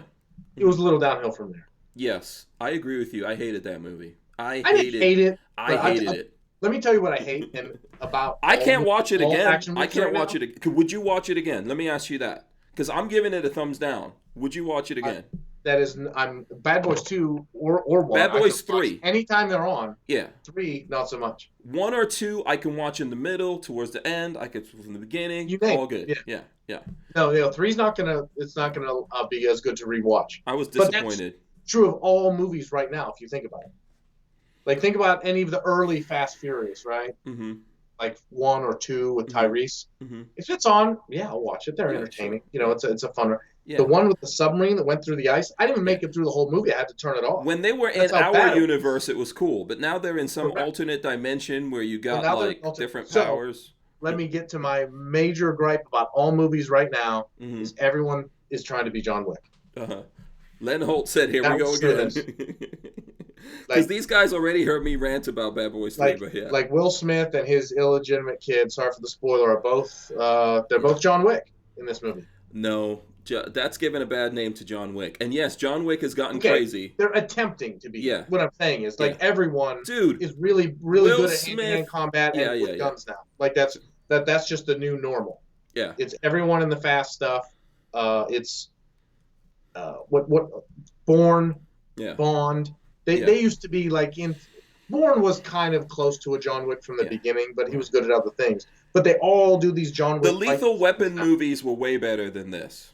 The Lethal Weapon, at least they were getting old. Like I remember even, any one of those I would watch. Yeah, because they were getting old. Even what's his name, Mel Gibson's character was getting older. Too old for this shit from the first one. Yeah, but Danny Glover was too old for it. But even you could see, like, eventually you saw that Mel Gibson was getting too old and he couldn't kick. Remember, he was going up against who was it? No, it wasn't John Woo. Who was he fighting? Was it Jet Li? Jet Li. He was fighting Jet Li. Yeah. By the way, younger Asian. Yeah. What happened to Jet Li, man? Jet Li got some kind of old disease. He just became an old man overnight. Jackie Chan's still doing movies. Did you see was it called The Foreigner? I haven't seen it. I do have it in my list that I should watch, but I need to be in a good mood because it seems like a very dark movie. It wasn't as dark as I was expecting. Oh, okay. I think Pierce Brosnan's character at one point says that fucking Chinaman, referring to his character out of frustration or whatever. I don't think Pierce Brosnan's a racist in real life, but it kind of makes you chuckle a little bit. That this Jackie Chan's getting under his skin to the level he is. But anyway, that was a good movie. And Jackie Chan is aging. He's older, but he's still a badass. Yeah, I like Jackie Chan. But yeah, man, just to get back to Bad Boys 3 for a second here. First of all, Will Smith, very early in this movie, gets hit with a whole magazine from a 5.7 P90 from a dude on a motorcycle moving. The whole mag wouldn't have been a hit if he's moving. But he got hit. He had no vest on or anything, and got tagged up. And like 6 months later, they cut to 6 months later, and he's walking around like nothing happened. Okay, 6 months later, I'll still be crying if I'm alive. if you survive at all, you would be walking in 6 months. You know what I mean? Or you'd be dead. There's no in between. Either it's going to miss anything important, Those and you have flesh wounds clearly only, he got some of or those you're in the dead. lung. Yeah, he Or clearly you're got dead. some There's of those. no in between. Yeah. So that Yeah. a lot of stuff I did not like. A lot of insanity. The voodoo in there was not necessary. No. Like, not what are we doing? Yeah, having a secret kid or whatever, not necessary. Like, I don't know why they I did think that. at some point they said, "Listen, we got to mix this up. We got to, you know." You know what else they did that is a terrible modern movie sin, like a cardinal movie sin? Mm-hmm. They introduced a new character, much like Jason Statham when he came into the thing. Oh, you killed a fuckload of people and you're in jail? Yeah, well, but guess what? In the good final scene, with 2 lines of dialogue, we're going to say, hey, we need you to kill some other people, so we're going to let you out of jail. Yeah, it's like, imagine this. Imagine wash the your government. hands. Yeah, imagine the government comes to you and says, "You know what, Osama? He's really been working for us, taking out bad guys. So he's really alive, but he's been working for us, taking out bad guys. Forget about everything." I think that does happen with terrorists. The CIA's like, "Hey, bro, let's not a good idea. Let's go work together." Yeah, not a good idea. I don't think that's that far fetched with the CIA and terrorists. Not but as far as murderers in the state court system, you don't just go, "Hey, bro, come murder some people for us, and we'll let you out of jail." Yeah, Len Holt is asking us this question. He says, "Jackie Chan or Chuck Norris, who wins?" I'll let you go first. This is easy to me. Current age, it's Jackie Chan because Chuck's pretty old. I'm gonna say Jackie Chan too. Chuck Norris, if you actually, last time I was at SHOT Show, let's say both of them in their prime. In the prime. Chuck Norris, I would say in the prime, Chuck Norris, because ultimately he would. I'm assuming that he would just have more power. I think Chuck also competed in actual fighting prior to doing entertainment film fighting, and Jackie, I think, just trained in entertainment fighting. Mm-hmm. Yeah. It doesn't say he can't fight. It's just that it's a different style of training. Also, I think, so if you're talking about people in their prime, a lot of it's going to come down to mass. And I'm not saying Chuck Norris wasn't that big, but like when he fought Bruce Lee, he had more mass than Bruce Lee. So anyone who has more mass, the only way for you to take him down as a smaller person, you got to be making little paper cuts. Which brings me to my other most hated thing about modern movies is when Jason Statham is fighting Dwayne Johnson, and it's like a fair fight that keeps going. Like I don't care how good you punch. Yeah, that mass, you're not overcoming the mass difference. Yeah, unless you get one well placed one and knock his ass out. Anyone can do that, but it's not going to be this long drawn out thing where you're exchanging blows. No, that works with guns. If you pull a trigger, you don't need that much. But in reality, so like you're talking about Hobbs and Shaw, which I actually saw completely. I didn't see that movie. I'm talking about the first one of the earlier ones where he kicks DJ's ass in his office at his computer after like hacking his computer or something. Yeah, I think that. So I saw Hobbs and Shaw, which I've seen it multiple times and always fell asleep. So it's not a good rewatchable movie, is it? No, it's not a good movie. But the other day I was up for some reason. I think I started out by sleeping, so I woke up and I was like, okay, I'm going to try to look at this movie now because I need to see the whole thing. And it was horrible. And there's lots of people. So like one of my things in there that you'll see is there'll be a woman in there and she has powers and abilities. So for example, Jason Statham, that movie is about his sister. And his sister, who's smaller and lighter than him, is kicking The Rock's butt through the movie. And I'm like, this is not happening. This is not happening. You can't get close up like that. That's the problem with these movies. Like, if they would show her catch him on the jaw at the right angle and he goes out, that does happen. If you catch somebody in the jaw, you can knock them out. I've watched it happen. But if there's a massive weight difference like that and the two of you are close up, there's no long drawn out fight. That simply doesn't happen. Yeah, it like once they get their hands on. The other thing that was weird about that is she was supposed, and they're doing this in a lot of movies now. It weirds me out. She was supposed to be like, because they write it in the script, she's supposed to be super beautiful. Yeah, you can put that in the script all you want to, but if what I'm looking at is not super beautiful, I'm not actually buying that. So therefore, I'm disconnecting my disbelief. So you're saying the other characters think she's hot. Yeah, she is. Yeah. So I'm reconnecting. So the whole thing about a movie, when you go into a movie, it's like a dream. So you have to suspend your disbelief, right? If you're dreaming and you realize that it happened to me the other day. I was having this really bad dream, nightmare, and I realized this can't be true. and then I woke up out of it. So when you're looking at a movie, you have to suspend your disbelief. But when you're looking at a chick who's not attractive, but everyone's in the movie like, oh my gosh, she's so gorgeous. Oh, she's gorgeous. I saw you looking. I was, yeah, that Been disconnect there, seen it, yeah. that kicks I you know out what you mean. from that. So you know what's weird too? That's a double standard. Mm-hmm. I mean, look at Mick Jagger. Mm-hmm. Okay. I don't really want to, but okay, why are we looking at Mick Jagger? What I'm saying is I'm not attracted to males, but I can tell he's not the cream of the crop when it comes to looks. Okay. You know what I mean? Like, I can't rank stack, like, who's better. I don't know. You know what I mean? Mm-hmm. But, there's really good-looking dudes where you're like, fuck that guy. He's really good-looking. All the chicks like him. And there's not good-looking dudes. And everyone else is just somewhere in the middle. Yeah, Mick Jagger's just rock star dude. He was not a particularly attractive guy, but everyone likes him because he's a rock star. So in a movie, you can have a guy that's not good-looking, but if he's a rock star at something, then everyone likes him. I mean, he has this mass appeal to the opposite sex. Yeah, and I think that kind of happens in real life. Like I think when you're younger, and you don't have anything, people will look at you like, your girlfriend might look at you and it's based on looks or something. Oh yeah. That's why aging is easier on men in our society than women. Yeah, when it's older, it's all about, can you actually can you take care of stuff around here? Can you do this? Can you do that? It becomes a completely different equation. Hey, that's just how it is. And then for us as men, I guess, like we are looking at just pure beauty, and it takes maturity to get to the point where you realize, like, I know as an older dude, a lot of those like young chicks just look completely, you get this feeling like that's just a utter entire waste of time right there.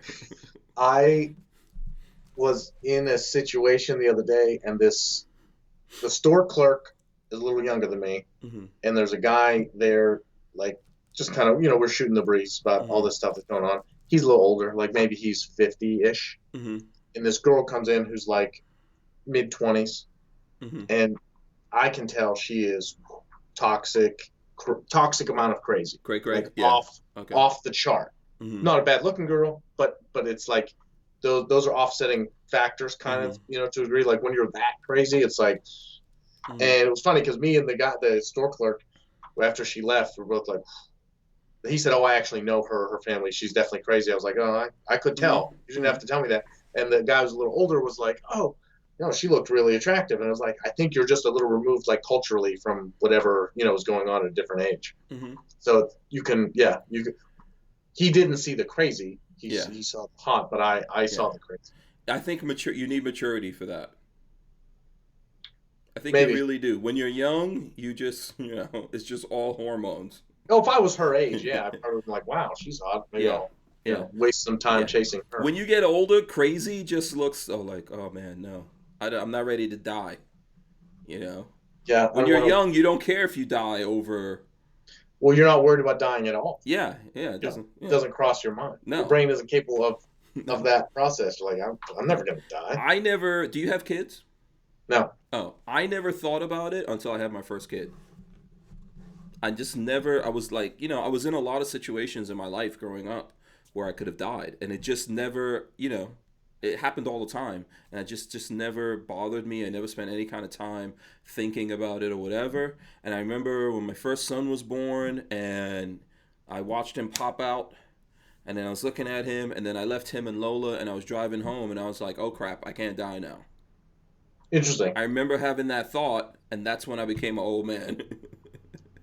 Just everything. And even when the second one came, I was like, oh no, this is doubly. Now I got two reasons why I can't double responsibility. Yeah, so that's what happens. Yeah, I hear that a lot from people. It just changes the way you think about everything. Yeah.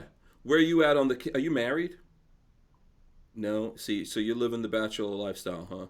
I guess, whatever that means. Means I do my own laundry and clean my own. You're giving it all to the gun world. Is that what's going on? That's pretty much. You're sacrificing your youth. You're sacrificing your youth. That's not really a stretch at all, yeah. Yeah. Do you think if you were like married, you had kids and everything, it would be easier for you to fight this battle, or you think it would make it? I don't know which way that would go. I just know it's very hard to, introduce new stable relationships Mm-hmm. with female Mm-hmm. Yeah. in the midst of all this Yeah. shit. Is it tough because you're a gun guy too? Does that make it tough out there? Because I know I saw like John Voorhees was talking something about that in the chat. Is it tough like being a gun guy? Because I'm sure that's a prerequisite, right? You I don't want don't to do. think so. Okay. I don't think that's really. I mean, I don't think any more than, just there's certain things we all care about. Mm-hmm. That the other person can't be totally against it. But there's Okay. people that aren't super into guns that they Mm-hmm. don't care that I am. So you would, if you liked someone, but they said, "Hey, I don't like guns," you would still date them. They can't be anti-Second Amendment. They could just Oh, be okay. like not. They could just be not have a passion for it. Okay. But they What? can have a problem with it. So what's your idea of like the hottest person out there that we would all know? What do you think? Like if you were like, oh, if I could just pick someone, Any famous person? yeah, as a prototype, give me an idea. I've got a reason for this. Just physically hot? Yeah, yeah. Just pushes all your buttons, and you're like, boop, pushes all my buttons. I don't know. I'm That you tempted to say don't- Ivanka because everyone's always saying Ivanka. Oh, you like you know, Ivanka? so Oh, really? I think she's attractive. I don't like all her politics. There's a few issues. I don't think she's very pro-gun. Okay. You like the accent about Ivanka, probably. Don't lie. Does she have Don't an lie. accent? Ivanka has an accent? No, no. I'm sorry. I'm thinking about the wrong person. Melania. So I'm thinking, yeah. In my brain, I'm hearing Ivanka, Oh, but oh, I'm thinking Melania. Melania. You're thinking Melania's- Ivanka. You're thinking Ivanka. I was. Melania is very Yeah. beautiful, but she's a little old for me. Oh, okay. You're not just into being milfs. Not into fair. milfs. Okay, Ivanka. Okay, let me see Ivanka. All right. And Melania is the hottest first lady we've had in Probably I don't- forever. Probably forever. probably forever. Yeah. And the people that hate her Reluctantly, I'm just going to say that. I can't so understand many what's bad wrong with. things Yeah. about What's wrong with the presidents? We got to get Why hotter. can't they just say she's beautiful? Yeah. I don't know. She's definitely. She's all right. Because like with Michelle Obama, it was they go out of their way to praise her for being beautiful, and it's like why? She's not. I don't she's agree not with a that. lady. No. She's not a pretty lady. There's a it's one million. thing There's to a there's compliment 10 their million. clothing choice Yeah. because it's classy and it's fitting for the evening or whatever. When they're like, she's just so beautiful. She is not by any stretch of the imagination. Not at all. Not at all. There's She a has lot bigger of beautiful. shoulders than Barack. There's Which is a lot of insane. beautiful black women in the world. There's a lot of beautiful. I mean, I think like all women are beautiful. Let's Ooh, Don't get speaking mad. of But- beautiful black women, I want to say, Bad Boys 2. What was the sister? That was- Gabrielle Union. Yeah, she was Smoking. cute, but nowadays, nuh-uh. No. No, I'll tell you why. Everybody gets older. I'll tell you why. The basketball player dude that married her, they had a kid, and this kid is like, I don't know, 13 or something, and they're transitioning that kid. That's abuse. Oh, so she's Yeah, she's cray cray. just psychotic. Yeah, she was cute, but not. She's in the category of cray cray. I would rather be lonely and die lonely. But here's the reason why I'm asking you. So let's say Ivanka, in a relationship with Ivanka, and she says, "Melt That's all weird the thing. guns down." You can't. Yeah, that's a deal killer. Are you okay? Just checking. Just checking. Yeah, it doesn't matter. Like, I mean, I can't change on a fundamental level on certain issues. Yeah. You know what I mean? Yeah, I agree with you. If Lola came to me right, say like I marry for life, right? Right. Lola comes to me right now and says, "All the guns gotta go. That's it. I'm done." Yeah, just I mean, gonna there's certain things like yeah. like I'm a Christian. I'm not Mhm. a hyper specific category of Christian, right? Like there's certain people they have to be Lutheran. Mhm. They've got to be Catholic. Mhm. I'm non-denominational, Mm-hmm. but that's not negotiable. Yeah. So it's like, hey, you can't. Who Talk says about Rosie Jesus or go to O'Donnell church. is beautiful?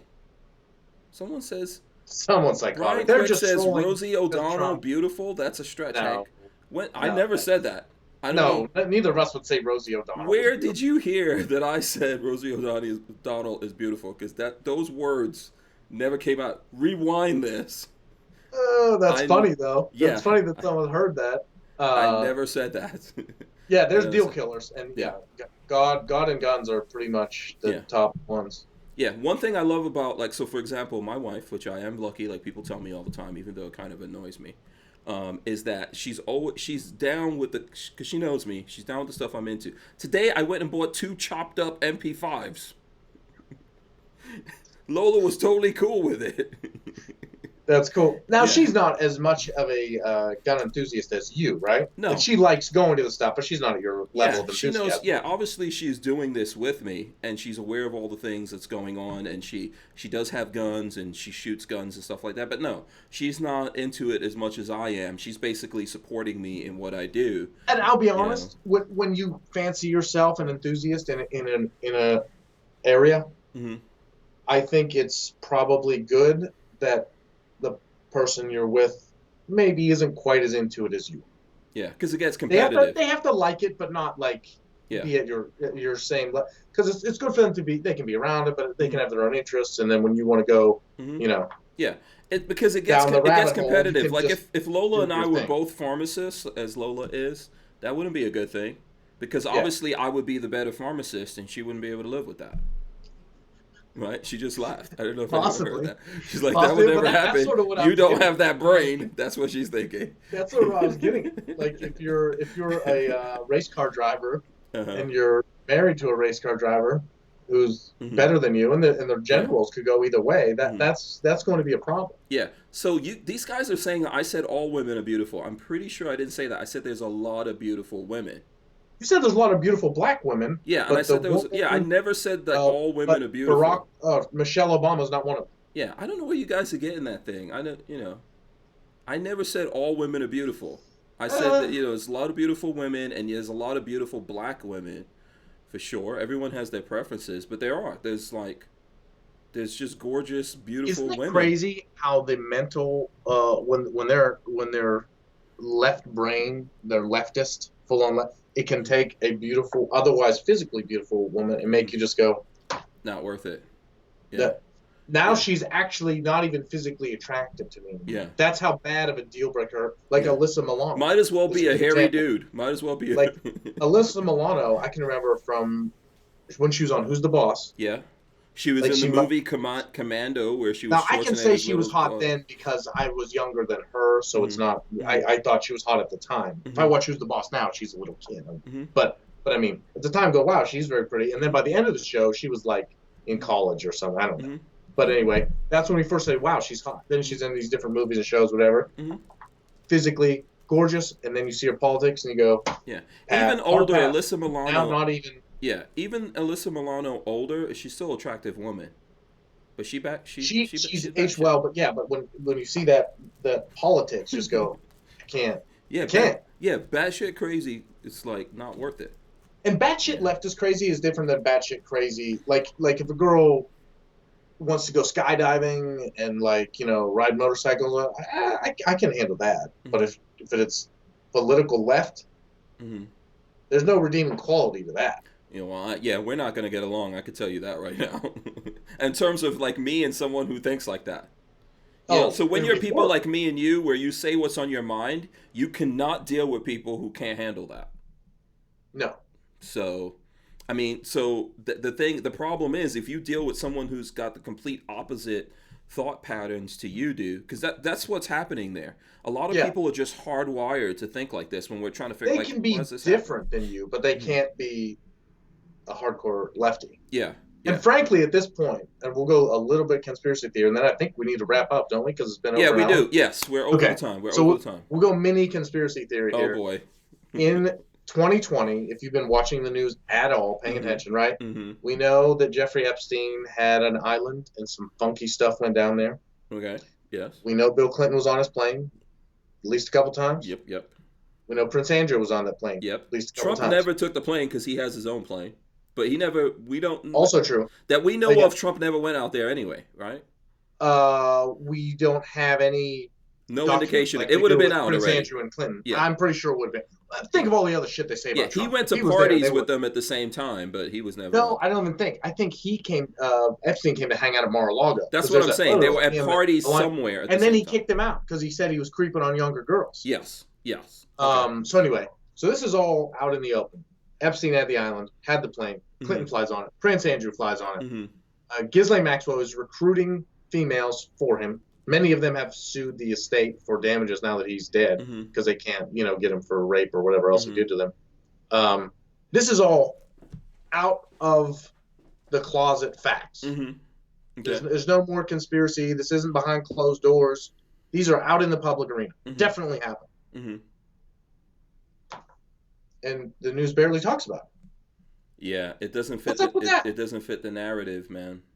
I agree with you. So anyway, and I tried in the past to give like CNN, MSNBC, whoever a little bit of credibility. They have no credibility left. None. No. Because there were many things that put the if there were 2 Republicans that they could put on that island, we would have been hearing about it. I'm just trying to say to you that is true. You know, if there was one, they might go, "Oh, we don't want to take out one Republican and all these other people." But if there was enough for them to go, "Yeah, we're going to make this," they know about it. They're aware of what's going on there. Yeah. To them, they are desperately trying to not bring that up right now. Yeah. So the nail in the coffin, I think, for everyone, should be the Kyle Rittenhouse situation, because there were many nails in the coffin for me. I'd be on, like, if someone says to me CNN, I'm like, don't even talk. Like Fox News, I have to go, let's put the filter on and see, how bad the spin is. But they're not full fake news, right? So these American, cable, whatever, there were many nails for me in the past. Many. The impeachment shit alone was pretty bad. But this Kyle part, because I read what people would cut and paste in some tweets and everything else about Kyle, and they called him a racist gunman that attacked a crowd. No shit. And I'm like, they don't watch the video, or they did watch the video and chose to do it anyway. Either way, they clearly have a narrative. I mean, you don't have to do all the research to get it all perfect. But you have to do a little bit. It's pretty straightforward when you see them, like in the last 24 hours, they've been asking Trump about people who are using, like his supporters that had paintball guns. And they're not talking about the fact, they don't want to have that conversation about Kyle Rittenhouse. They don't want to have that conversation. I saw they did ask him about it one day. Yeah, but there's a lot of footage showing that this kid was out there trying to help and all of that, and then that this kid was attacked. And there's no way, you can't flip that. This is not like the OJ thing. Like we don't know what happened with OJ, right? No, there's no video there. This we know.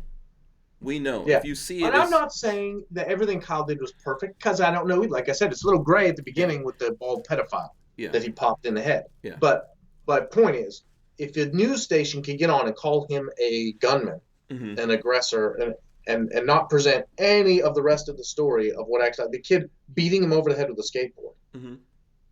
Yeah, someone stomping. Then I know that the people listening to that are drinking feces through a fire hose. I agree. Because you've not done any of your own research to be able to say, wait a minute. I do enough of my own research to go, this shit, CNN and MSNBC, is so bad that I refuse to let it enter my body. When that thing first broke, if anyone goes back, which I'm going to say, like Brian Quick, which you could do, that's why we put everything on the record. He said, I went back, you did say all women are beautiful, so yeah, okay, I will accept it. Just because you went back, I will accept that I said it, but I didn't mean it. So mea culpa on that one. All women are not beautiful. I don't remember hearing you say that, man, but we're both getting older. Yeah. I'll go back myself, but I'll take his thing. But you can go back and see, like, when this first came out, I didn't jump all over that. Even though it would have been very easy for me to do that, because I wanted to take my time and look at things and figure out what was going on there before I, started talking about it. Just especially when things are so important to people, right? Anything that we latch on to like that, I want to make sure. But having taken a week to look at all those things, yeah, man. The only thing I would say that he did wrong is he probably shouldn't have been there in the first place.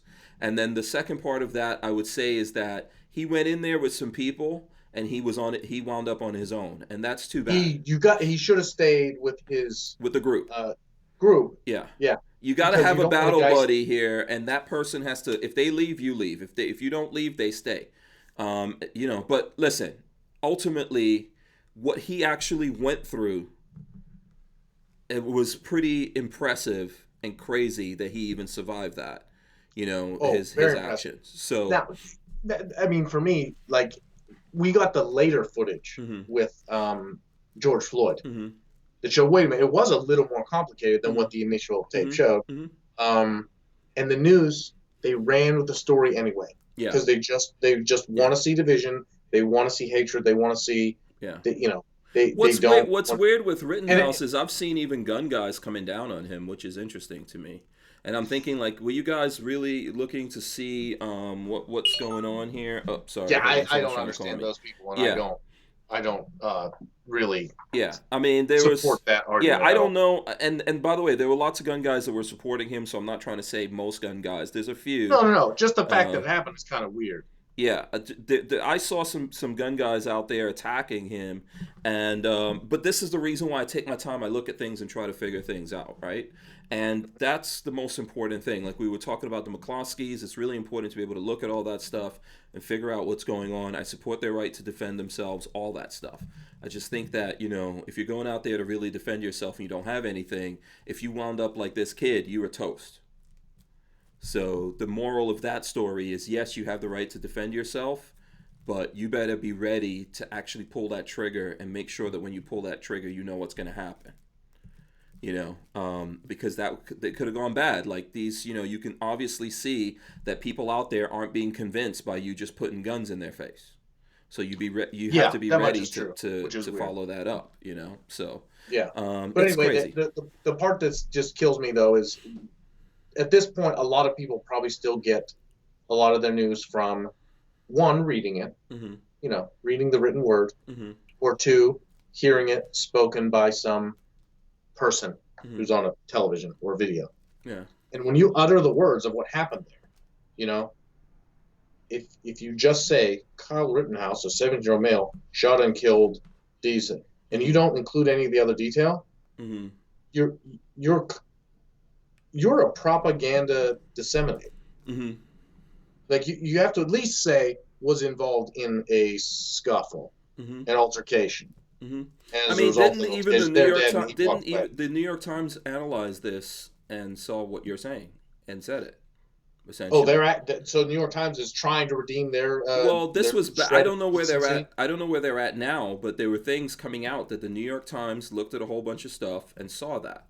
But the rest of media was looking at it and like, no, we could push this in. See, they don't care anymore. The truth doesn't matter So anymore. they don't care. Yeah, it They doesn't matter really don't anymore. care. Yeah, it's basically controlling the narrative because they know at the end of the day, there's people out there trying to just get a specific narrative. I'm not trying to get that, right? So there's people out there that maybe if this was a young black kid that did it, they would feel like, oh man, this is awesome.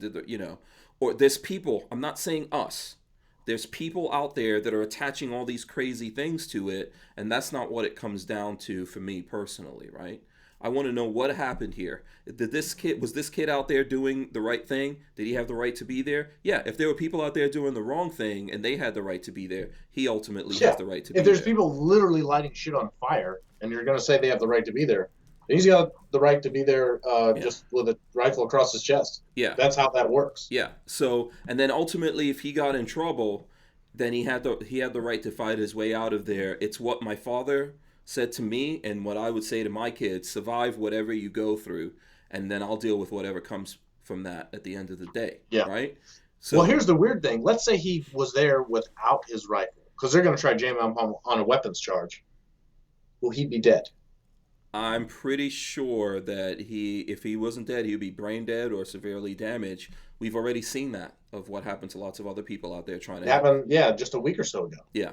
So yeah, man, it's terrible what's happening, and I think people in America really need to think about that. We think about this all the time, but I think people need to pay right. attention. We think about it all the time, so that's why our initial reaction when we watch it is like, man, for not a very expensive AR, and someone the age of 17, Yeah. his ability to use it to get himself out of that situation was honestly almost mind blowing. Yeah. That he was that good. Yeah. Like I've been at the range, try to do some stuff with other people, try to do some stuff, and man, the adrenaline, he worked When under pressure. when you Some train, people you only hope that you could function like that when stuff happens, and you won't know until you actually are in that situation. So he rose to the occasion. Yeah. Whether or not I'm not casting moral judgment, maybe something else will come out tomorrow. The show is different, but I mean, we can see in that window getting attacked with a skateboard.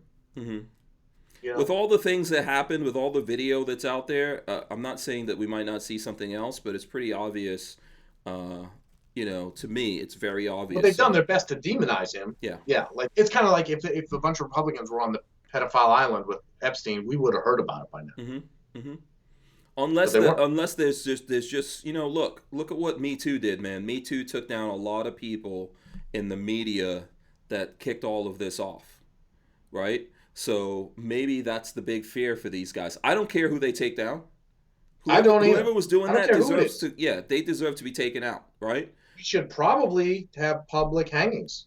Bring it back. Yeah, I mean that's a horrible thing, right? And that's like one of the worst things that we could have going on in our world. So it doesn't matter to me who's up there. If I could say, yeah, those guys are doing that, yeah, we don't need them, right? But for whatever reason, I think they don't want to go there right now. Because when those roles start coming out, if they start calling for people who went out there to be what is it, like canceled or whatever, it's going to cancel all of them.